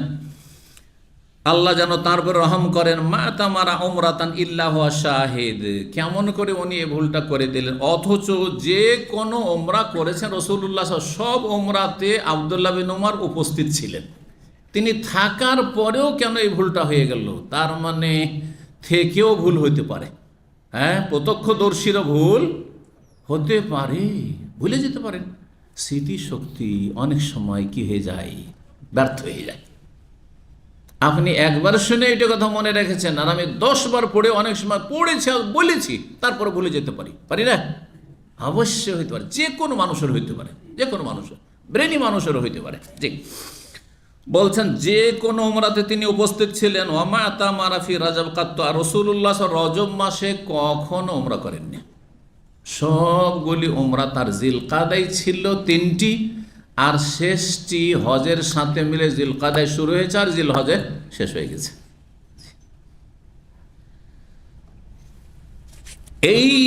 এই ধরনের হাদিসের কারণে এই রজব মাসের উমরার বিদাত কিন্তু রয়েছে। রজব মাস যখন আসে তখন উমরার হিড়িক পড়ে। শিয়াদের মধ্যে রজব মাসের উমরার বড় ফজিলত রয়েছে, আর অনেকেই কিন্তু এই বিদাত করে থাকে। যদি কেউ মনে করে রজব মাসে ওমরা করলে বিশেষ ফজিলত, যেমন রমজান ওমরার মতো, হ্যাঁ, বা ওই রকম কিছু একটা বিশেষ ফজিলত, তার এটা বেদাতি ওমরা। এই জন্য ওমরা রাজাবিয়া, রজব মাসের ওমরা যদি রজব মাসকে কেন্দ্র করে কেউ করতে যায় তাহলে সেটি বিদাত।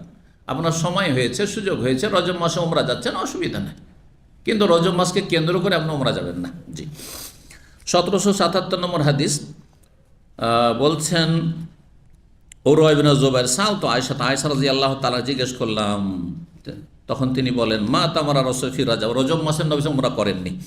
1778 নম্বর হাদিস রয়েছে, আনাসকে জিজ্ঞেস করলাম, কে বলছেন? কাতাদা বলছেন, কাম ইতামারা নবী কয়টি উমরা করেছেন? কাল আরবা, 4টি। উমরাতুল হুদাইবিয়া, একটি হচ্ছে হুদাইবিয়ার সন্ধির বছরের উমরা, ফি জিলকাদ মাসে ছিল। হেনা সাদ্দা হাইসু সাদ্দাহুল মুশরিকুন, যখন মুশরিকরা বাধাগ্রস্ত করেছে আর যেতে দেয়নি মক্কায়। ওমরাতুন মিনাল আমিল মুকবিল, আর তার পরের বছরের ওমরা ফি জিলকাদা, সেটাও জিলকাদ মাসে ছিল, ওমরাতুল কাদা 7ম হিজরিতে।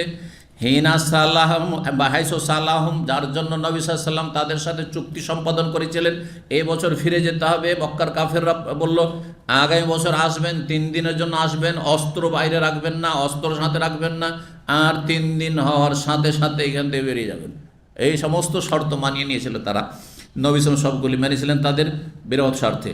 ওয়া উমরাতুল জেরানা নামক স্থান থেকে একটি উমরা করেছেন নবী সাল্লাল্লাহু আলাইহি ওয়াসাল্লাম রাতারাতি। কখন? ইজ কাসামা গানিমাতা হুনাইনিন, হুনাইন যুদ্ধের যে গনিমাতের ধন সম্পদ তিনি বিতরণ করলেন, আর তারপর রাত্রে যথেষ্ট সময় আছে, ভাবলেন যে চলো একটা উমরা করে চলে আসি। সাথী সঙ্গীদের বললেন যে আমরা উমরায় যাচ্ছি, যে গেল সাথী গেল। কুলতু, তখন জিজ্ঞেস করলেন, কাম হাজ্জা, কয়বার হজ করেছেন? কালা ওয়াহিদা, একটি হজ করেছেন। নবী সাল্লাল্লাহু আলাইহি ওয়াসাল্লাম একটি হজ করেছেন, সেটি বিদায় হজ, আর তারপরে জিলহজ মাসে হজ করে আসলেন। মুহররম, সফর আর রবিউল আউয়াল মাসেই নবী সাল্লাল্লাহু আলাইহি ওয়াসাল্লামের তিরোধান হইল।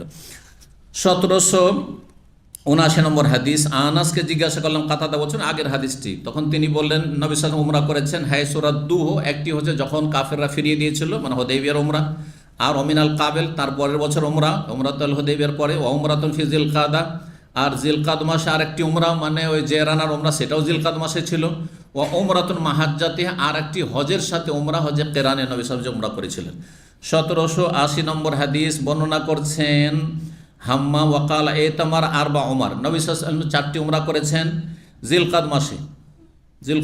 ইল্লা আল্লাতি এতামারা মাহাজ্জাত, তবে ওই চতুর্থ যে ওমরাটি যেটি হজের সাথে করেছেন সেটা জিলহজ মাসে সমাপ্ত হয়েছে।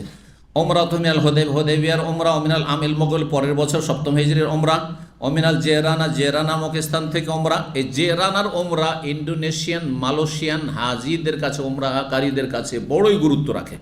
এই বেদাত আবার মালয়েশিয়া ইন্ডোনেশিয়া আছে, যার ফলে তারা গুরুত্ব দিয়ে এই জেরানা থেকে ওমরা করে। আর ইন্ডিয়া, বাংলাদেশ, পাকিস্তানের লোকেরা যারা হানাফি সমাজ থেকে আসে তারা মসজিদে তানি, মসজিদে আয়েশার ওমরাকে গুরুত্ব দেয়, যে মক্কা আসলে বেশি বেশি ওমরার চক্কর লাগাই। কোথা থেকে? এই দুই রোগ দুই জাতির মধ্যে রয়েছে, দুটোই বেদাত। জেরানার ওমরা, নবী সাল্লাল্লাহু আলাইহি ওয়াসাল্লাম সেখানে ছিলেন আর সময় আছে ওমরা করলেন, কিন্তু জেরানা থেকে ওমরার বিশেষ ফজিলত আছে এই ধারণা রেখে ওমরা করা, এটি মালয়েশিয়া ইন্ডোনেশিয়ার বেদাত। আর মসজিদ আয়েশা থেকে মা আয়েশার মাসিক হয়ে গেছিল, উমরাটা আলাদা করে করতে পারেন, সেই জন্য তাকে করতে বলেছেন। আর এইটিকে ধরে নিয়ে ইন্ডিয়া, বাংলাদেশ, পাকিস্তানের মানুষের বা ওরা অনেকে যে যারা এই ধরনের ধ্যান ধারণা রাখে যে বেশি বেশি মক্কা আসলে ওমরা করো, যাও আর ওমরা আসো, যাও আর আসো, হ্যাঁ, মাথায় কিছু চুল টুল থাক আর না থাক, হ্যাঁ, তো এইসব বেদাত। জি, 1781 নম্বর হাদিস বর্ণনা করছেন, আর সেটাই দিয়ে শেষ হচ্ছে। বলছেন আবু ইসহাক সাবিক আলা সাআলতু মাসরুকান, আমি মাসরুককে জিজ্ঞাসা করলাম, আতাকে, মুজাহিদকে, এরা তিনজনেই প্রখ্যাত তাবেঈ মুহাদ্দিস। ফাকালু, তারা বল, এতামারা রাসূলুল্লাহ সাল্লাল্লাহু আলাইহি ওয়াসাল্লাম উমরা করেছেন ফি জিলকাদা, জিলকাদা মাসে, কাবলা আন ইয়াহজ্জা, হজের আগে সবগুলি উমরা ছিল জিলকাদ মাসে। ওয়াকাল, আর বললেন, সামিতুল বারা বিন আযিব রাদিয়াল্লাহু তাআলা আনহু থেকে শুনেছি, ইয়াকুলু, তিনি বলেন, এতামারা রাসূলুল্লাহ ফি জিলকাদা বা জিলকাদা, দুটি পড়া যায়। জিলকাদ মাসে নবী সাল্লাল্লাহু আলাইহি ওয়াসাল্লাম উমরা করেছেন, কাবলা ইয়াহুজ্জা, হজ করার আগে দুইবার, হজ করার আগে দুইবার। এটা কেমন হইল? দুইবার না তিনবার? হজ করার আগে তিনবার, কিন্তু বারা বিন আযিব বর্ণনা করছেন দুইবার। তাহলে সংঘর্ষ হয়ে গেল নাকি? সমন্বয়, খুব সহজ সমন্বয়। বারা বিন আযিব রাদিয়াল্লাহু তাআলা আনহু শুধু গণ্য করেছেন ওই উমরা, যে উমরাই কাবা পর্যন্ত পৌঁছিতে পেরেছেন, সাফা মারওয়া পৌঁছিতে পেরেছেন, সেটা হচ্ছে সপ্তম হিজরির উমরাতুল কাযার উমরা। আর আপনার অষ্টম হিজরির হুনাইনের যুদ্ধের গনিমত ভাগ বন্টন করার পরে যে রানার উমরা। পক্ষান্তরে ষষ্ঠ হিজরি, 6 হিজরি যে উমরা ছিল হুদাইবিয়ার সন্ধি, সেটাতে মক্কায় তো ঢুকতেই পারেননি, হুদাইবিয়া থেকে ফিরে গেছেন, সেজন্য সেটাকে গণ্য করেননি, কিন্তু অন্যরা সেটাকে গণ্য করেছেন। সুতরাং তিনি যে কথাটি বলেছেন সেটা তার উদ্দেশ্য হচ্ছে যে নবী সাল্লাল্লাহু আলাইহি ওয়াসাল্লাম একবারে পুরোপুরি যে উমরা করেছেন একবারে মক্কায় এসে, এটা হচ্ছে হজের আগে দুটো উমরা। আর নেকির দিক থেকে, সওয়াবের দিক থেকে, আর শরীয়তের বিধানের দিকে কোনো জায়গায় যদি মানুষ বাধাগ্রস্ত হয়ে যায়, ইচ্ছা ছিল আল্লাহর ঘর পৌঁছিব কিন্তু পৌঁছিতে পারল না, তাহলে সেই সওয়াবটা যেহেতু পেয়ে যাবে, এদিক থেকে নবী সাল্লাল্লাহু আলাইহি ওয়াসাল্লামের 4টি উমরা হয়েছে। এখানে আজকের আলোচনা শেষ করছি। ওয়া জাযাকুমুল্লাহু খাইরান ওয়া সাল্লাল্লাহু সাল্লাম নবিয়ানা মুহাম্মদ ওয়া আলা আলিহি ওয়া সাহবিহি আজমাইন।